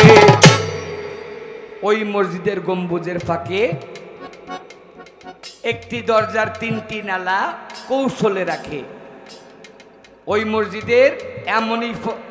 মসজিদের এমনই সুফল, বছরে 36 দিন আসে আব হায়াতের জল। এক ফোঁটা জল পান করিলে 7 যুগের মরা বাজে। আম্মাজান আমি জানি, আমি যেমন একটা মানে গান শেষ করে আমি যেমন একটা মোটামুটি ভালো একটা বান্ডিল নেই, আপনিও বান্ডিল কম নেন না। আপনিও তো সকালবেলা একটা পারিশ্রমিক পান, এই পারিশ্রমিকটা মোটামুটি হালাল করে নিতে হবে না? এই জন্য আপনার কাছে আমার জানার বিষয়, আপনি বলবেন সেই মসজিদের গম্বুজের ফাঁকে বছরে 36 দিন একটি দরজা 3টে নালা কৌশলে রাখে, ওই মসজিদের এমনই সুফল, বছরে 36 দিন আসে আবহায়াতের জল। এই আবহায়াতের জল কে খাইছিল? আবহায়াতের জল খাইছিল যার নাম বিলিয়া। আবহায়াতের জল খাইয়া তার নাম হয়ে গেছে পানির মালিক খোয়াজ খিজির। যে পানির মালিক খোয়াজ খিজির এখনো জীবিত, কিয়ামত পর্যন্ত সে জীবিত থাকবে। ওই মসজিদের মধ্যে এমন একটা আবহায়াতের জল আসে, এই আবহায়াতের জল খাইতে পারলে 7 যুগের মরা বেঁচে যায়। আমার আম্মাজানের কাছে আমার জিজ্ঞাসা, আপনি বলবেন ওই মসজিদটা কোন মসজিদ? আপনি বলবেন ওই মসজিদের মধ্যে একটি দরজা 3টি নালা। এই 3টি নালা কি?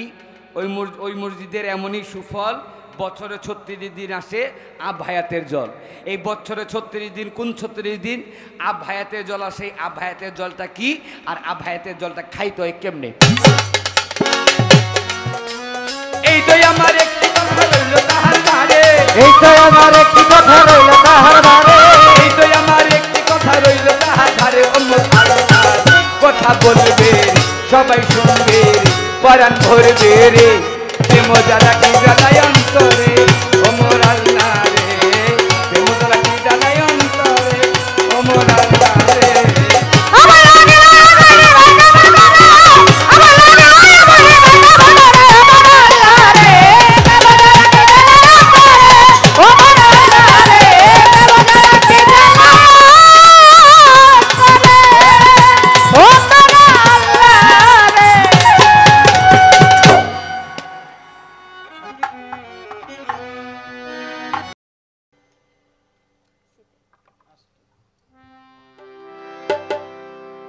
সাধুবাদ জানাই যারা গভীর নিশীতে এখনো বসে আছে। এখনো বসে গান শুনছেন, আরে আর বেশি করে ধন্যবাদ জানাই যারা চলে গেছেন। আলহামদুলিল্লাহ, শরীর দুর্বল করতে হয়, আলহামদুলিল্লাহ। কারণ যাওয়া তো লাগবেই, তাই তো। বাড়িতে যাবেন, যার যেখানে যাওয়ার দরকার সেই জায়গায় যাবেন। কাজ কাম আছে। যাওয়া ছাড়া কারো কোনো গতি নাই। ক্ষণিকের সময়ের জন্য যাবেন বাড়িতে, আর চিরকালের জন্য আপনাকে আমাকে যেতে হবে সেই মাটির ঘরে। ঘরে। যাবো, এটাই সত্য। তবে যারা গান শুনে, যারা গান গায়, তাদের ভিতরে 2টা বিষয় আছে। একটা হলো আমাদেরকে বায়না করে নিয়ে আসে, একটা পারিশ্রমিক আমরা পাই। আমাদের এই 10টা থেকে শুরু করে রাত্র একেবারে 4টা পর্যন্ত গাইতে হবে, মানুষ থাকুক আর না থাকুক। আর কিছু মানুষ আরামের ঘুমকে হারাম করে গান শুনতে আসে, কিন্তু আশাটাকে সারা রাত্র তারা কাজে লাগাইতে পারে না। কেন পারে না? তাদের মনের যেমন খোরাক, তাদের কিন্তু পেটেরও খোরাক দিতে হয়।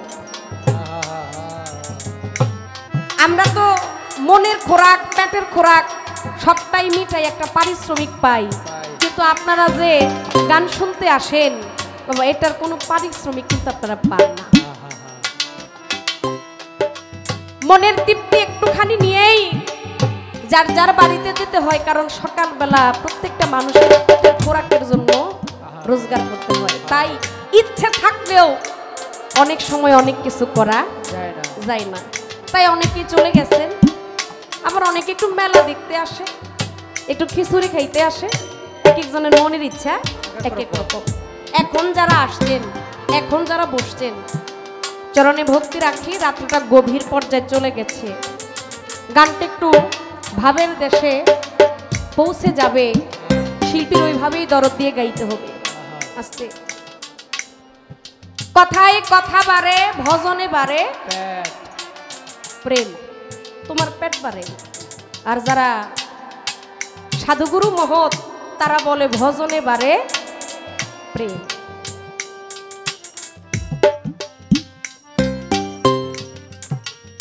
আমার বাবাজি কিছু কথা বললেন, কথায় কিন্তু কথা বাড়ে, ওই যে আসে, যেহেতু এটা পালা গানের মঞ্চ। বললো আমি তোমাকে একটু সামথিং ওয়ার্নিং দিয়ে গেলাম, হলুদ কার্ড দেখাইলাম। এই বাফে দেখাইছে একটা, ওই বাফে দেখাইছে একটা। এইভাবে আমার বাফের ভাই বাফি তো লাগে, বাপ কই তো তুমি বাপ। কমকে হ্যাঁ, তুমি হলুদ কার্ড দেখানির কেডা? আপনি জানেন না আপনারই তো ভাই লাগে, তো বাফের ভাই কি হয়? বাপের ভাই বাফি তো হয়। বাপে দুই বাফে দুইটা দিছে। বাপ হইল বাপ হইল শেষ বাড়ি হইল কি আর রক্ষা নাই, লাল কার্ড দিয়া দিব একেবারেই রেড সিগন্যাল।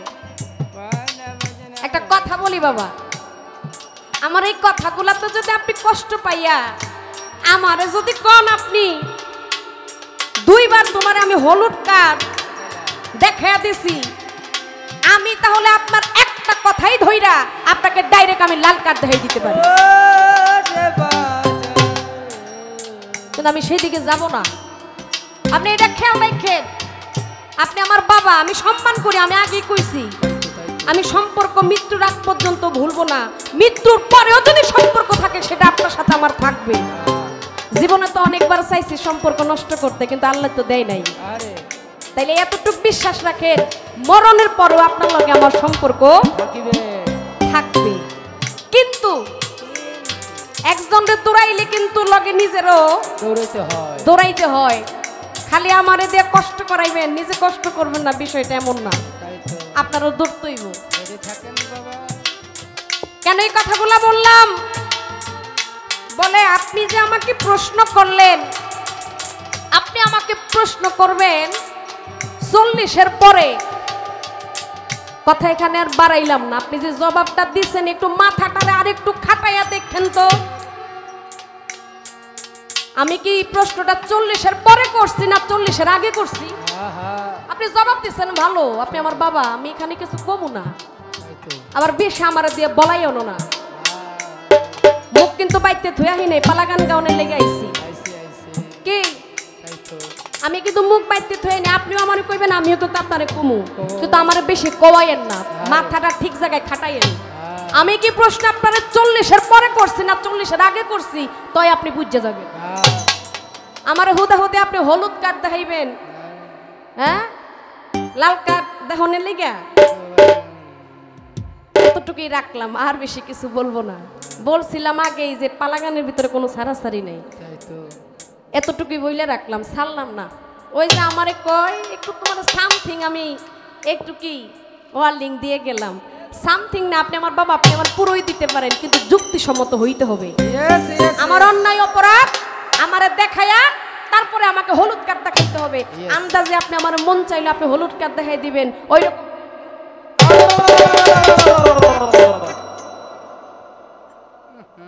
রকম বয়াতে আমি না রাখলাম। এবার প্রশ্ন করলেন, খুব সুন্দর প্রশ্ন, 20-30 টাকা লাগে। একেবারে চলে গেছে আমাদের সেই সিলেটের, যার গান আমরা করি, শিল্পীরা যাকে সম্মান করে, যাকে বলা হয় কারি আমিরউদ্দিন সাহেব, হ্যাঁ, তার একটা গান ছায়া ছাড়া মসজিদ বানাইছে। মসজিদ বানাইছে। সাধারণ আমরা মসজিদ দেখি, সাধুগুরু বৈষ্ণব অনেক সময় অনেক আধ্যাত্মিক বিষয় যেটা জাহিরিভাবে অনেক কিছু প্রকাশ করে, সেটাকে উল্লেখ করে গান লিখে। আপনি প্রশ্ন করেছেন, আমি জবাব দেব, একটু আমাকে সময় দিবেন। আগে আমি একটা গান গাই, সাধক হালিম বয়াতের একটা গান আমি আপনার জন্য করি। আমার এই গানে আমার পরবর্তীতে আরেকটু বোঝাপড়া।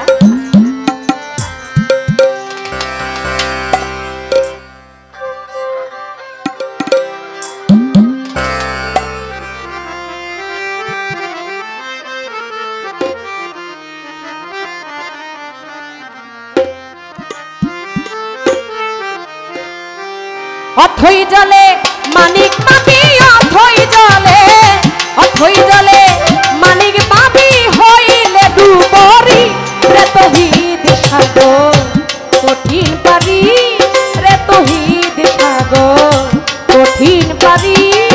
ওরে অথই জলে মানিক পাবি, অথই জলে, অথই জলে মানিক পাবি, হইলে ডুবরি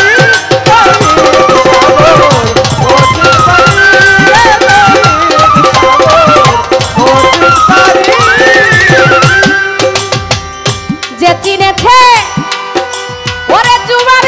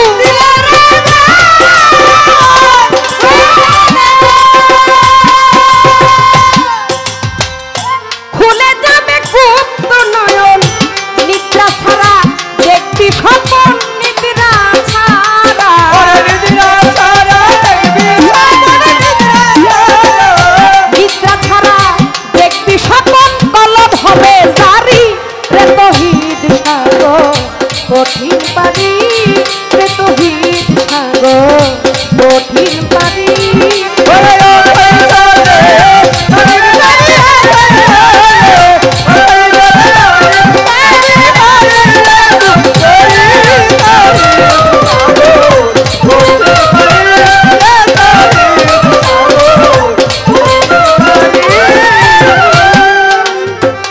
ওরে চলে সাগর তোমার তীধারাতে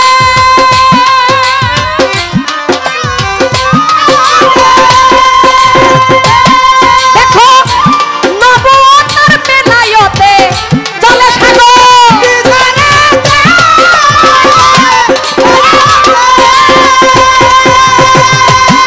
দেখো নবতার বেলায়তে প্রেমের ধারা গোপনে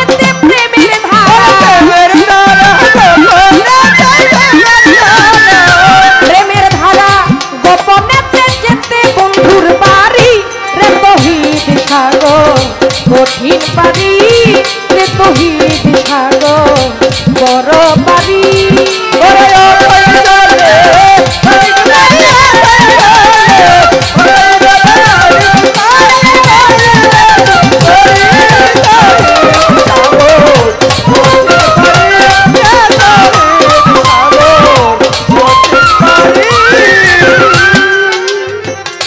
সাধকের সাপ ধনার জোরে ভাই ওই সাগর লাই বন্ধন করে সাধকের সাপ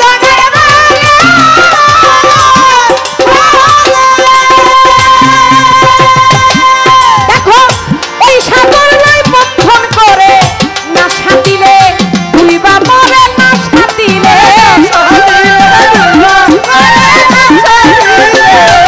সাথিলে দুইবা মরে হইয়া নারী রে তহিদ সাগর কঠিন পারি রে তহিদ সাগর তোমার বড় পারি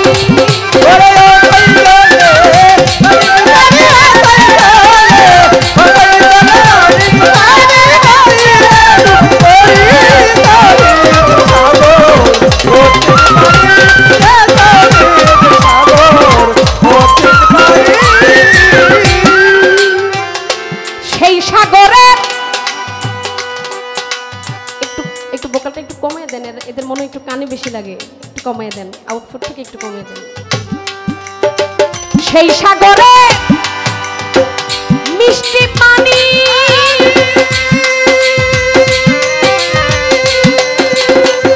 ওরে ভাই যে খেয়েছে যতখানি ওই সাগরে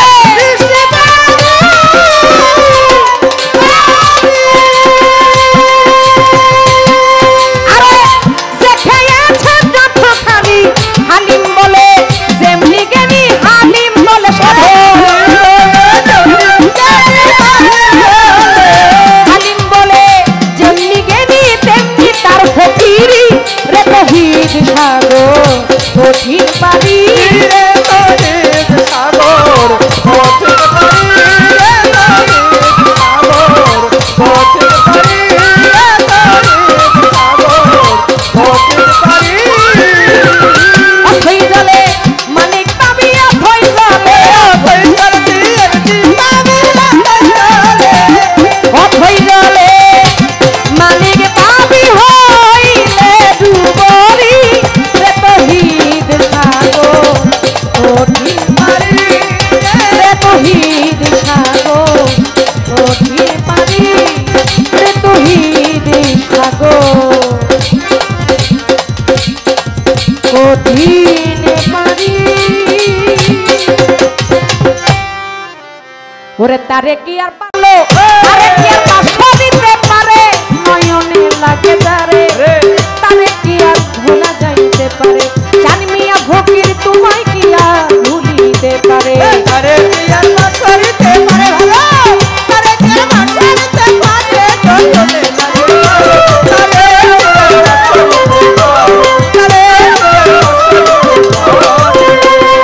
তারে কি আর ভোলা যাইতে পারে ভালো তারে কি আর ভোলা যাইতে পারে নয়নে লাগে যারে তারে কি আর পাশা দিতে পারে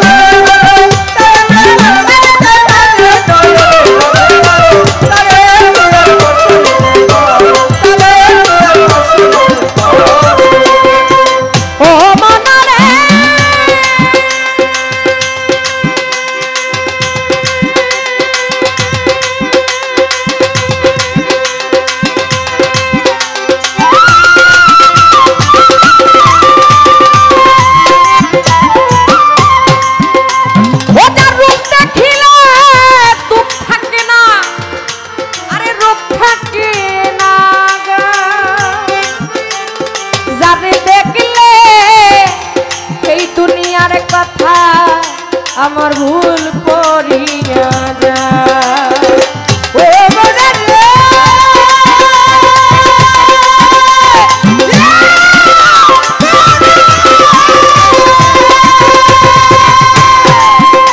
ওদের রূপ দেখিলে দুঃখ থাকে না আরে রোগ থাকে না গো যাবে দেখলে দুনিয়ার কথা ভুল করিয়া যায় ওরে এমন একজন বড় পীর পাইলে সংসারে এমন একজন খাজা বাবা পাইলে সংসারে এমন একজন শাহজালাল পাইলে সংসারে এমন একজন শাহপরা পাইলে সংসারে এমন একজন মুজিব বাবা পাইলে সংসারে এমন একজন শাহালি বাবা পাইলে সংসারে এমন একজন সুরেশ্বরী পাইলে সংসারে এমন একজন লালপুরি শাহ পাইলে সংসারে এমন একজন চানমিয়া ফকির পাইলে সংসারে এমন একজন মুজিব বাবা পাইলে সংসারে জীবন যেমন সৈবা দিতাম জীবন যৌবন জীবন যেমন সৈবা দিতাম চরণের উপরে নয়নে লাগে যারে তারে কি আর পাশ করিতে পারে ওরে তারে কি আর ভোলা যাইতে পারে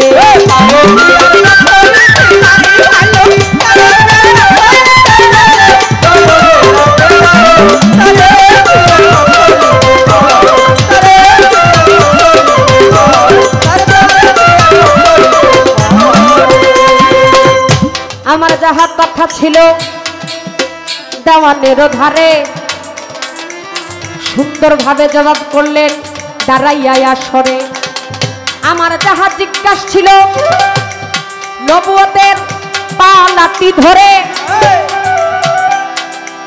সুন্দরভাবে জবাব করলেন দাঁড়াইয়া সবাতে আমার কথার জবাব দিয়া প্রশ্ন কইরা যায় ভুলি নাই কথা মনে পইরা যায় যায় রে মনে পড়া যায় রে মনে পইরা যায় আমার কথার জবাব দিয়া প্রশ্ন কইরা যায়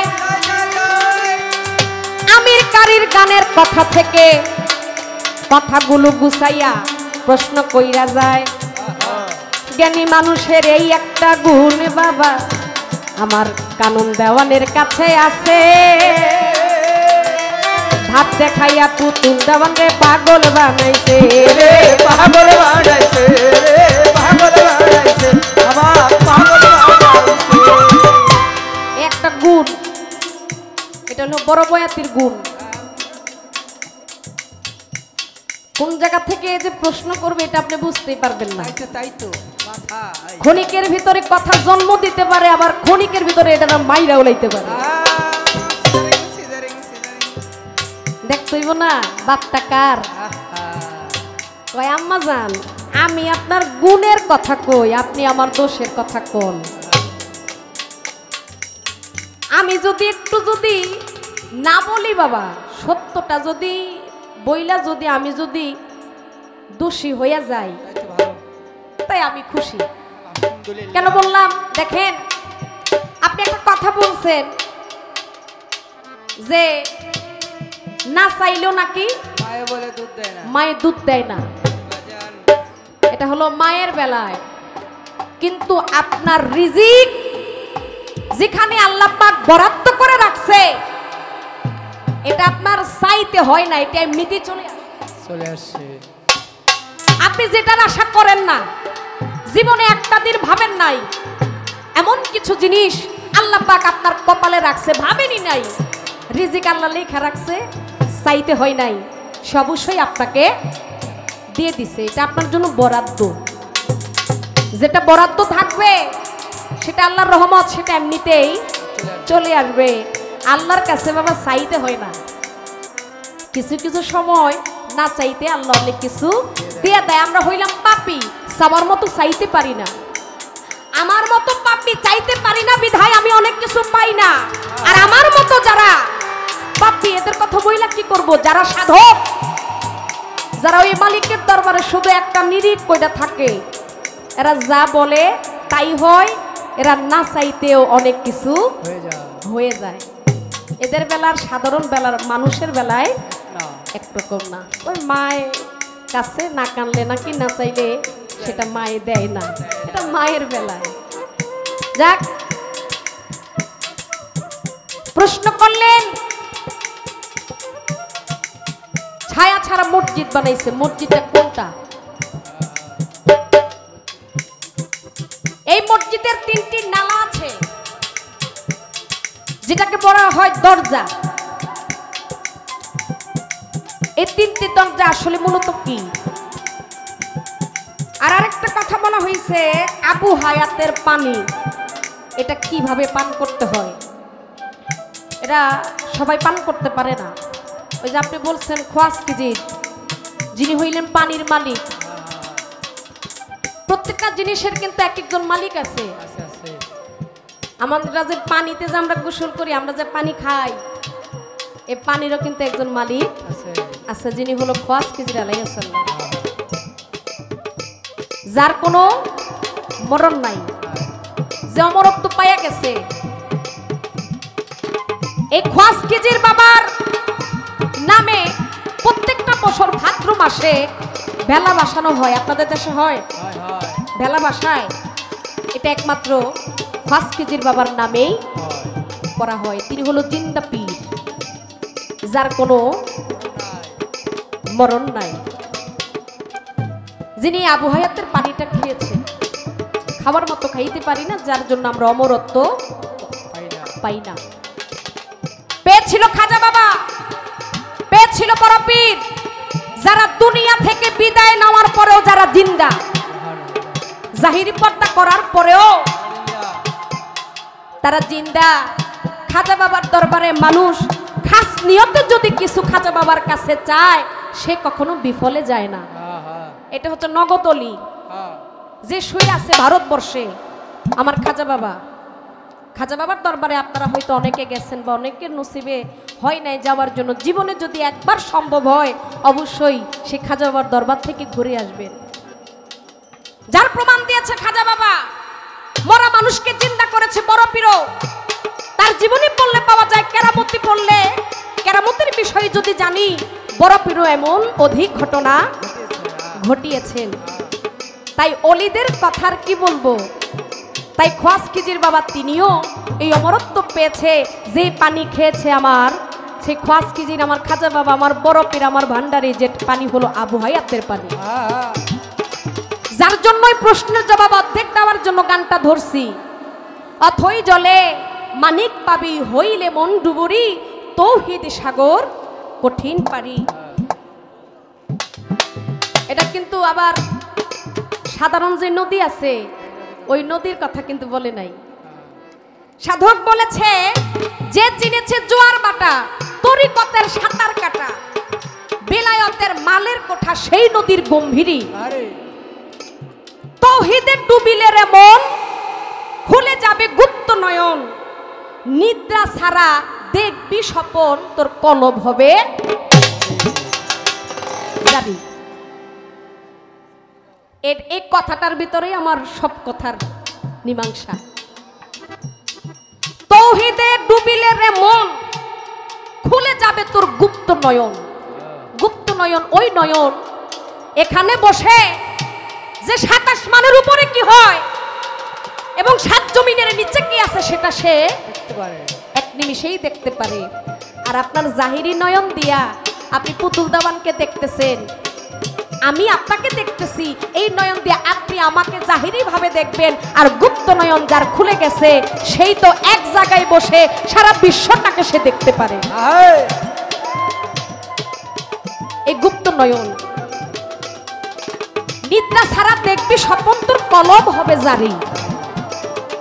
এখন তার প্রশ্ন, ওই মসজিদ কোন মসজিদ? ওই মসজিদের 3টি নালা আছে। সাধক বলেছে মসজিদের গুম্বজের ফাঁকে এক দরজায় 3টি দুয়ার, এক দরজায় 3টি দুয়ার। আপনি সেটাকে বলছেন নালা, এটা এক এক শিল্পী এক এক ভাবে বলে, কিন্তু আমির কারি সাহেব তিনি বলেছেন মসজিদের গম্বুজের ফাঁকে এক দরজায় 3টি দুয়ার। 3টি দুয়ারের কথা এখানে বলা হয়েছে। আর বলছে আবার এখানে আসে প্রথম মাসের প্রথম দিন আবু হায়াতের জল, এক বিন্দু জল পান করিলে সাত যুগের মরাও বাসে ছায়া ছাড়া মসজিদ বানাই মসজিদ বানাইছে। এখন ওই মসজিদটা কোন মসজিদ? এটা জাহিরি কোনো মসজিদের কথা বলে নাই। আপনার বাম স্তনের 2 আঙ্গুলের নিচে একটা বস্তু আছে যেটাকে বলা হয় কাল্প। এই কাল্পটা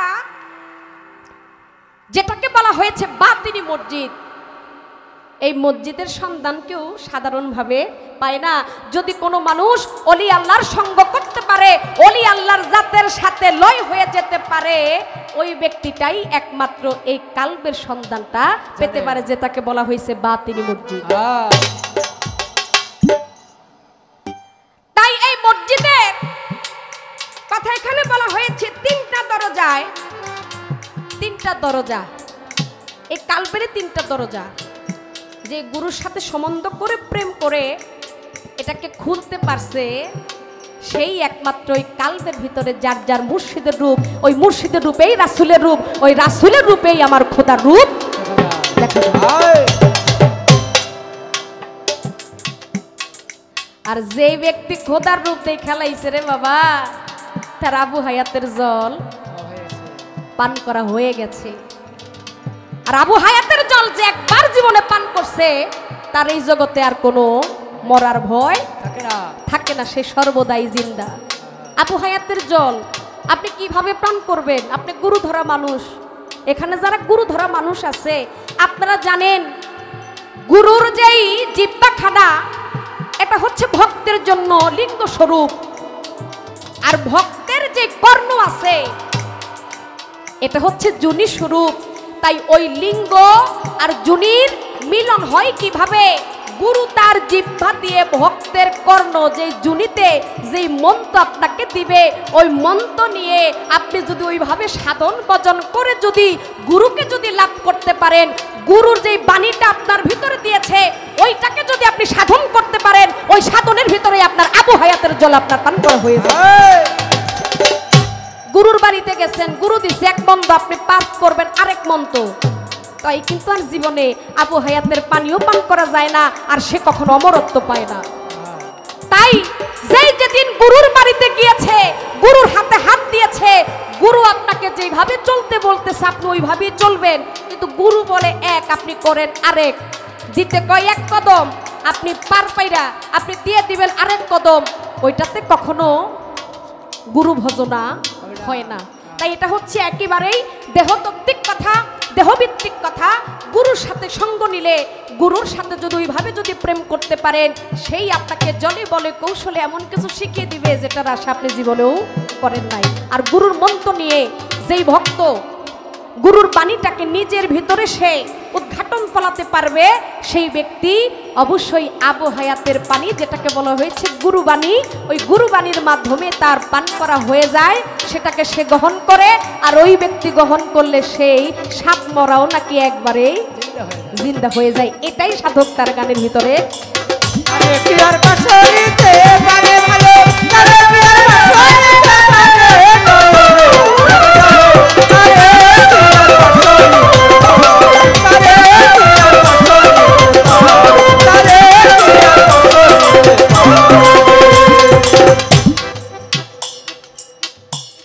পালাটা এবার ছোট করে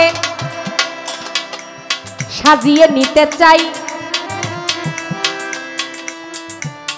গানের যে আরো বিষয়াদি কথায় আছে সেই দিকে না যাই। অন্যান্য সময় শফিক ভাইরা কাছে থাকে, আজকে একটু মনে হয় যে দূরে দূরে। ওনারা না থাকলে কিন্তু আমাদের মঞ্চটা ঠান্ডা ঠান্ডা মনে হয়, মনে হয় যে নিজের গান নিজেই গাইতে আসছি। কমিটিও নাই, কমিটির বাপ মাও নাই, তারপরেও যাদের কারণে আসি তাদের চাঁদ মুখখানা দেখলে আমাদের আসলে একটা উৎসাহ জাগে। আমার বাবা যে একটা কথা বলছে যে টাকা পয়সার বড় বিষয় না, আপনারা যে আমাদের গান শুনতেছেন এটাই বড় পাওনা, এটাই সত্য কথা। তারপরেও যারা আছেন সাধুবাদ জানাই। আর শফিক ভাই, তার বন্ধু মহল, তারা যদিও থেকে থাকে তাদের প্রতি শ্রদ্ধা ভালোবাসা রইল। যদি থাকেন আর কি, অবশ্যই একটু মঞ্চে আসবেন। আর ফারুক ভাইয়ের পছন্দের গান আছে, যদিও ফারুক ভাই থাকে, চেষ্টা করব তার পছন্দের গান করার জন্য।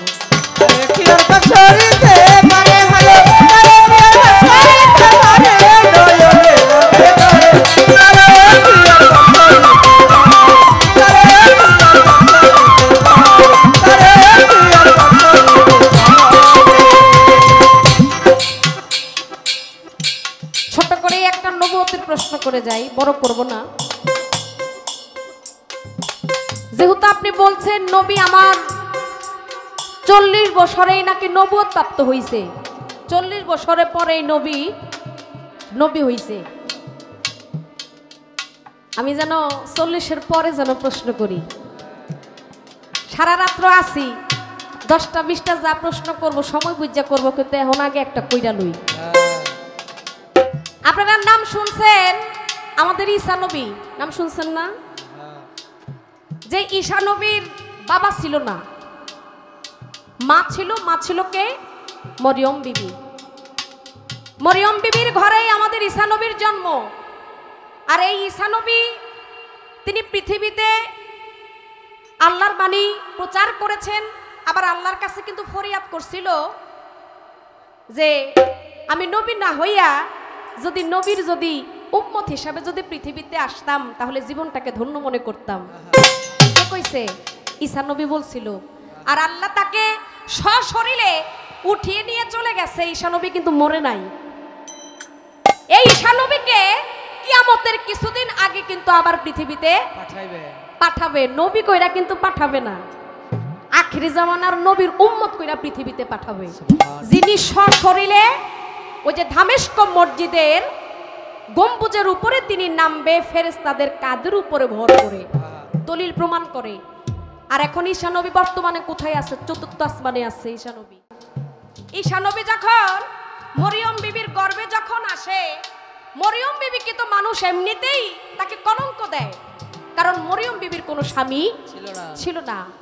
ঈসা নবী যখন মাতৃগর্ভ থেকে যখন 10 মাস 10 দিন পরে যখন পৃথিবীতে আসে, আবারও তাকে গ্রামবাসী তৎকালীন ওই মানুষেরা মরিয়ম বিবিকে তারা অপবাদ দেয় যে তোমার যে সন্তান, তুমি যে সন্তান গর্ভে নিয়েছো, এই সন্তানটা তোমার কুসন্তান, যারও সন্তান, এর তো কোনো প্রমাণ নাই এর বাবাকে।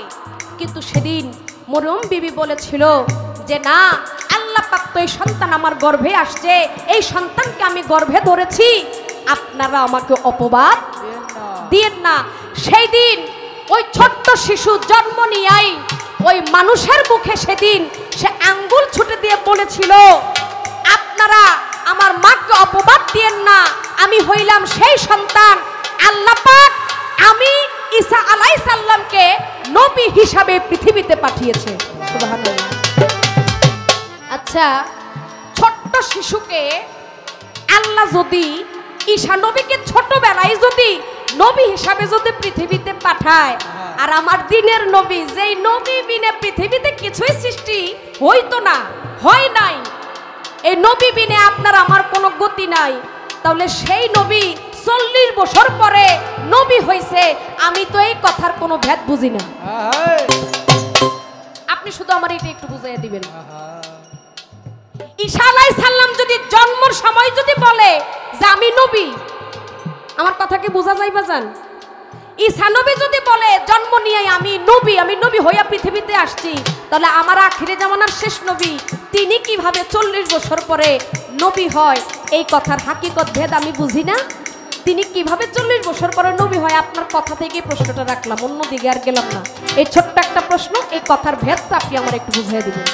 আরে কি আর বাঁচাইতে মানে ভালো, আরে কি আর বাঁচাইতে মানে নয়নে যাবে যাবে, আরে কি আর বাঁচাইতে বাবা, আরে কি আর বাঁচাইতে বাবা, আরে কি আর বাঁচাইতে বাবা, আরে কি আর বাঁচাইতে পারে ভালো, আরে কি আর বাঁচাইতে পারে নয়নে লাগে যাবে।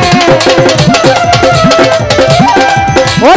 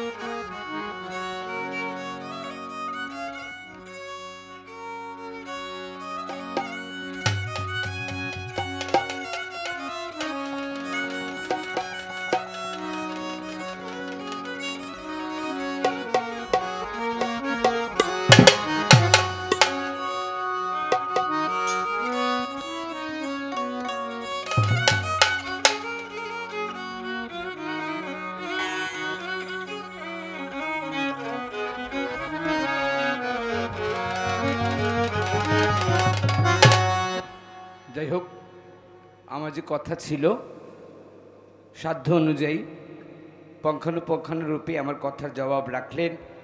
তো আমার কথা জবাব রেখে আমার কাছে একটা প্রশ্ন করছেন। তো যেহেতু এখন রাত্র ভারী রাত্রে, এখন কথাবার্তার তেমন একটা মজা লাগবে না, এই জন্য কথা না বাড়িয়ে ছোট্ট একটা উপমা দিয়ে আমার আম্মাজানের 1 মিনিটের মধ্যে আম্মাজানের কথার উত্তরটা দিয়ে দিই।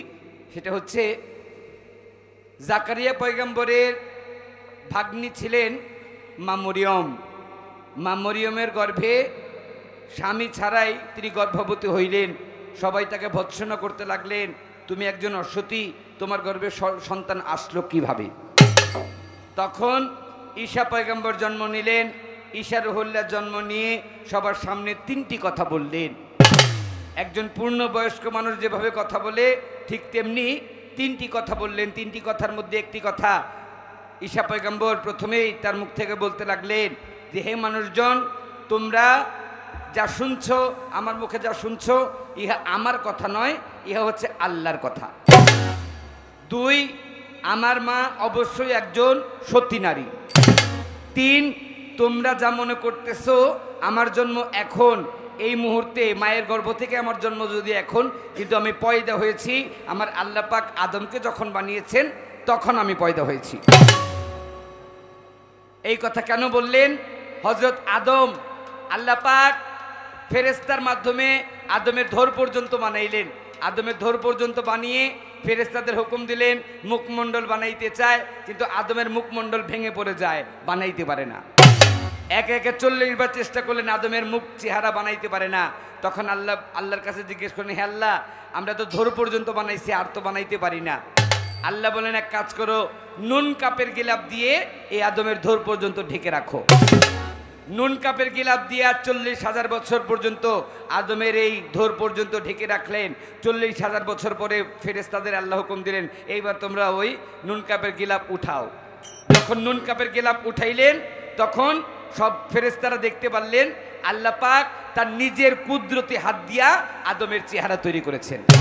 এই জন্য আপনারা খেয়াল করে দেখবেন, একটা মায়ের গর্ভে যদি 3টা 5টা সন্তান, যমক সন্তান 5টাও হয়, এই 5টা যমক সন্তান ঠিক পুরোপুরি একরকম হয় না, কিঞ্চিত মাত্র হইলেও তাদের মধ্যে বেদিবেশকম থাকে।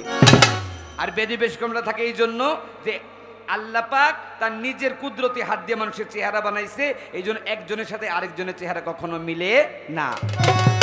এইবার আদমের পুরো বডি তৈরি করা হয়েছে, কিন্তু তার মধ্যে রুহু দেয়া হয় নাই। রুহুকে আল্লাহ হুকুম করে, রুহু ভিতরে যাও। রুহু ভিতরে যায়, অন্ধকার দেখে আবার রুহু ফিরে আসে, আবার বলে ভিতরে যাও, আবার বাইরে ফিরে আসে। এইবার 3য়বার আবার আল্লাহ হুকুম দিলেন, রুহু ভিতরে যাও। রুহু ভিতরে গেছেন, সঙ্গে সঙ্গে আবার নুন কাপের গিলাপ দিয়া আদমকে ঢেকে দিলেন। 70,000 বছর পর্যন্ত আদমকে ঢেকে রাখলেন। এইবার আদমের মধ্যে রুহু যখন বসে গেলেন তখন আল্লাহ পাক বললেন, এবার ওই গিলাপ উঠাও। এই গিলাপ উঠানোর সঙ্গে সঙ্গে আদম জীবন পাইলেন। আদম জীবন পাওয়ার সঙ্গে সঙ্গে সর্বপ্রথম একটা হাঁচি দিয়েছিলেন, এবং আদম যখন জীবন পেয়ে সর্বপ্রথম হাঁচি দিলেন, ওই হাঁচি থেকে আমাদের যেমন ঠান্ডা লাগলে হাঁচি দিলে কিছু ময়লা আসে, আমাদের যেমন ঠিক ময়লা আসে, আদম ছিলেন পবিত্র। এই জন্য আদম যখন হাঁচি দিয়েছেন, আদমের নাক থেকে কিছু নূর ঝরে পড়লেন। আল্লাহ পাক ফেরেশতাদের হুকুম দিলে, ফেরেশতারা এই নূরটাকে তোমরা ফেলে দিও না, এই নূরটাকে নিয়ে মরিয়ম নামক একটা ফুলের মধ্যে রাখো। ওই মরিয়ম নামক ফুলের মধ্যে রেখেছিলেন ওই নূর। এই জন্য ঈসা পয়গম্বর, ওই মরিয়ম ফুল হচ্ছে মা মরিয়ম, এবং সেখান থেকেই পয়দা হয়েছিলেন ঈসা রুহুল্লাহ। এই জন্য তার তার পয়দা হয়েছিল আদম আলাইহিস সালামের সময়। এই জন্য তিনি বলেছিলেন যে আমি আল্লাহর হুকুমে সব কথা বলি, আমি যা বলতেছি এগুলো সব আল্লাহর হুকুমের কথা, একটাও আমার বানানো কোনো কথা না। এই জন্য এই পর্যন্ত। এবার আমার আম্মাজান বললেন যে নবী 40 বছর বয়স পরে তিনি নবুয়ত পাইলেন, আগে পাইলেন না কেন? মাগো, একটা বিষয় বুঝতে হবে, একটা হচ্ছে ফুটন্ত ফুল, আরেকটা হচ্ছে ফুলের কলি। আমার নবীর মধ্যে নবুয়ত ছিল, কিন্তু এই নবুয়তটা 40 বছর পর্যন্ত এটা কলি হিসেবে ছিল, এটা ফুটন্ত ছিল না। এটা ফুটন্ত হইল যখন তার বয়স 40 হইলেন, তিনি 15 বছর পর্যন্ত হেরা পর্বতের গুহায় সাধনা করলেন। তারপর তিনি নবুয়ত তার প্রস্ফুটিত হইল। নবুয়ত আগে ছিল ঠিকই ভিতরে, মায়ের গর্ভে সন্তান, মায়ের গর্ভে সন্তান থাকলে সন্তান মায়ের গর্ভে, কিন্তু মাকে তখন ভাবা হয় একজন, কিন্তু সন্তানটা যখন পয়দা হয়ে যায় তখন বলে সন্তান আর মা দুইজন।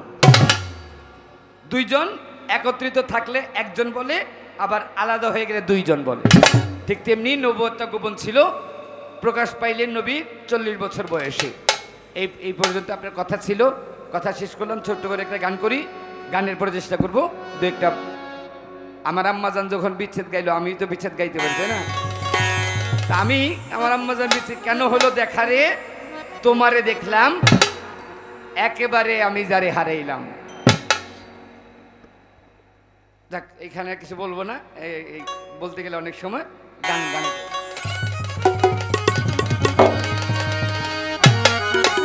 এই পৃথিবীর আগে পয়দা, এই পৃথিবীর আগে পয়দা, এই পৃথিবীর আগে পয়দা ছিলেন আমার রাসূলুল্লাহ ইয়া মুহাম্মদ হাবিবুল্লাহ, ইয়া মুহাম্মদ রাসূলুল্লাহ ইয়া মুহাম্মদ হাবিবুল্লাহ। এই পৃথিবীর আগে পয়দা, এই পৃথিবীর আগে পয়দা ছিলেন আমার রাসূলুল্লাহ ইয়া মুহাম্মদ হাবিবাল্লাহ, ইয়া মুহাম্মদ রাসূলুল্লাহ ইয়া মুহাম্মদ হাবিবাল্লাহ। মেঘলা রাতে চাঁদ উঠিলে,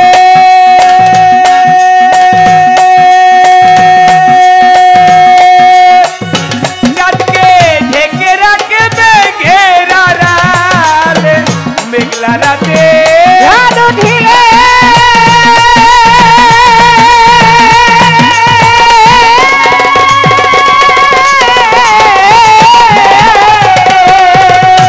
চাঁদকে ঢেকে রাখে মেঘের আড়ালে, মুহাম্মদকে পয়দা করে, মুহাম্মদকে পয়দা করে, মুহাম্মদকে পয়দা করে নিজে মাওলা লুকাইলা, ইয়া মুহাম্মদ হাবিবুল্লাহ, ইয়া মুহাম্মদ রাসূলুল্লাহ, ইয়া মুহাম্মদ হাবিবুল্লাহ।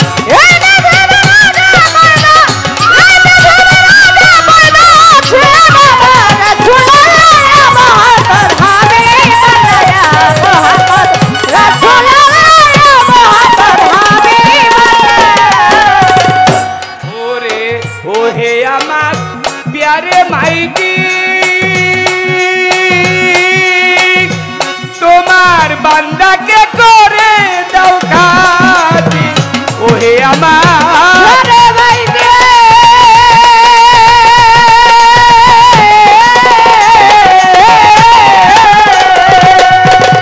ওরে তোমার বান্দাকে করে দাও খাতি, সত্তর পাগলার এই মিনতি, সত্তর পাগলার এই মিনতি পার করো রোজ আসর বেলা, ইয়া মুহাম্মদ হাবিবুল্লাহ, ইয়া মুহাম্মদ রাসূলুল্লাহ, ইয়া মুহাম্মদ হাবিবুল্লাহ। এই পৃথিবীর আগে পয়দা, এই পৃথিবীর আগে পয়দা ছিলেন আমার রাসূলুল্লাহ ইয়া মুহাম্মদ হাবিবাল্লাহ, ইয়া মুহাম্মদ রাসূলুল্লাহ ইয়া মুহাম্মদ হাবিবাল্লাহ। ওরে আমার ওহে আমার প্যারে মাইটি, ওরে আল্লাহ বান্দাকে করে দাও খাতি, ওহে আমার আরে ভাইরে,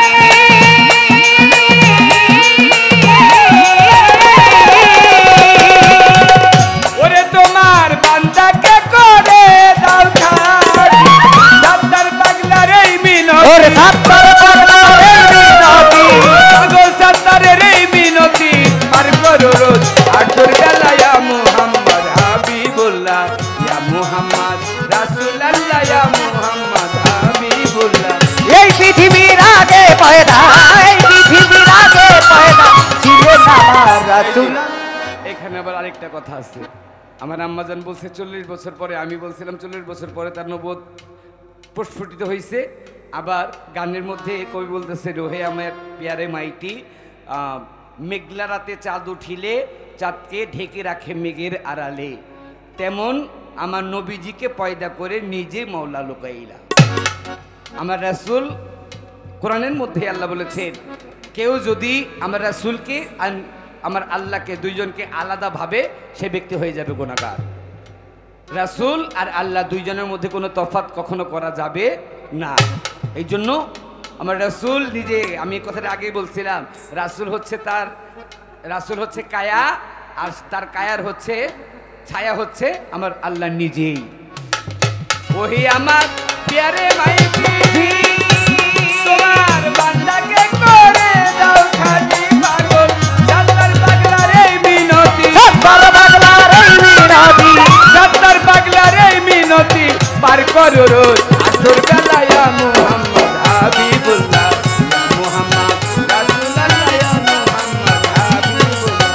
এই পৃথিবীর আগে ও এই পৃথিবীর আগে পয়দা, এই পৃথিবীর আগে পয়দা ছিলেন আমার রাসূলুল্লাহ, মুহাম্মদ হাবিবুল্লাহ, মুহাম্মদ রাসূলুল্লাহ, মুহাম্মদ হাবিবুল্লাহ, মুহাম্মদ রাসূলুল্লাহ, ইয়া মুহাম্মদ হাবিবুল্লাহ। করলেন তত্ত্বগান করে, তারপর তিনি বিচ্ছেদ গান গাইলেন। বাবাজি, একটা বিষয় বুঝতে হবে, আল্লাহ ছায়া ছাড়া মসজিদ বানাইছে, সাফা মারোয়া দুইটি পাহাড় দুই দিকেতে বসাইছে, ছায়া ছাড়া মসজিদ বানাইছে। সেই মসজিদের গম্বুজের ফাঁকে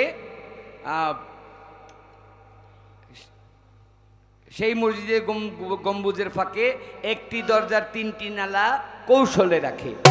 বাবাজি, আপনারা খেয়াল করে দেখবেন, আমাদের পৃথিবীতে আমরা মানুষ, ছেলে হোক আর মেয়ে হোক, যদি মেয়েদের দিয়ে বোঝাই, মেয়েদের একটা দ্বার, এই একটা দ্বারের মধ্যে দিয়েই, এই এক দ্বারের মধ্যে দিয়ে প্রস্রাব আসে, আবার এক দ্বারের মধ্যে দিয়েই রক্ত আসে, আবার ওই দ্বার দিয়েই সন্তান পৃথিবীতে আসে। দরজা কিন্তু একটা, কিন্তু একটা দরজার নালা হচ্ছে তিনটা। কথাটা হচ্ছে এই জায়গার মধ্যে। তো যাই হোক, আমার আম্মাজান যত বলেছেন বেশ বলেছেন। এবার বিচ্ছেদের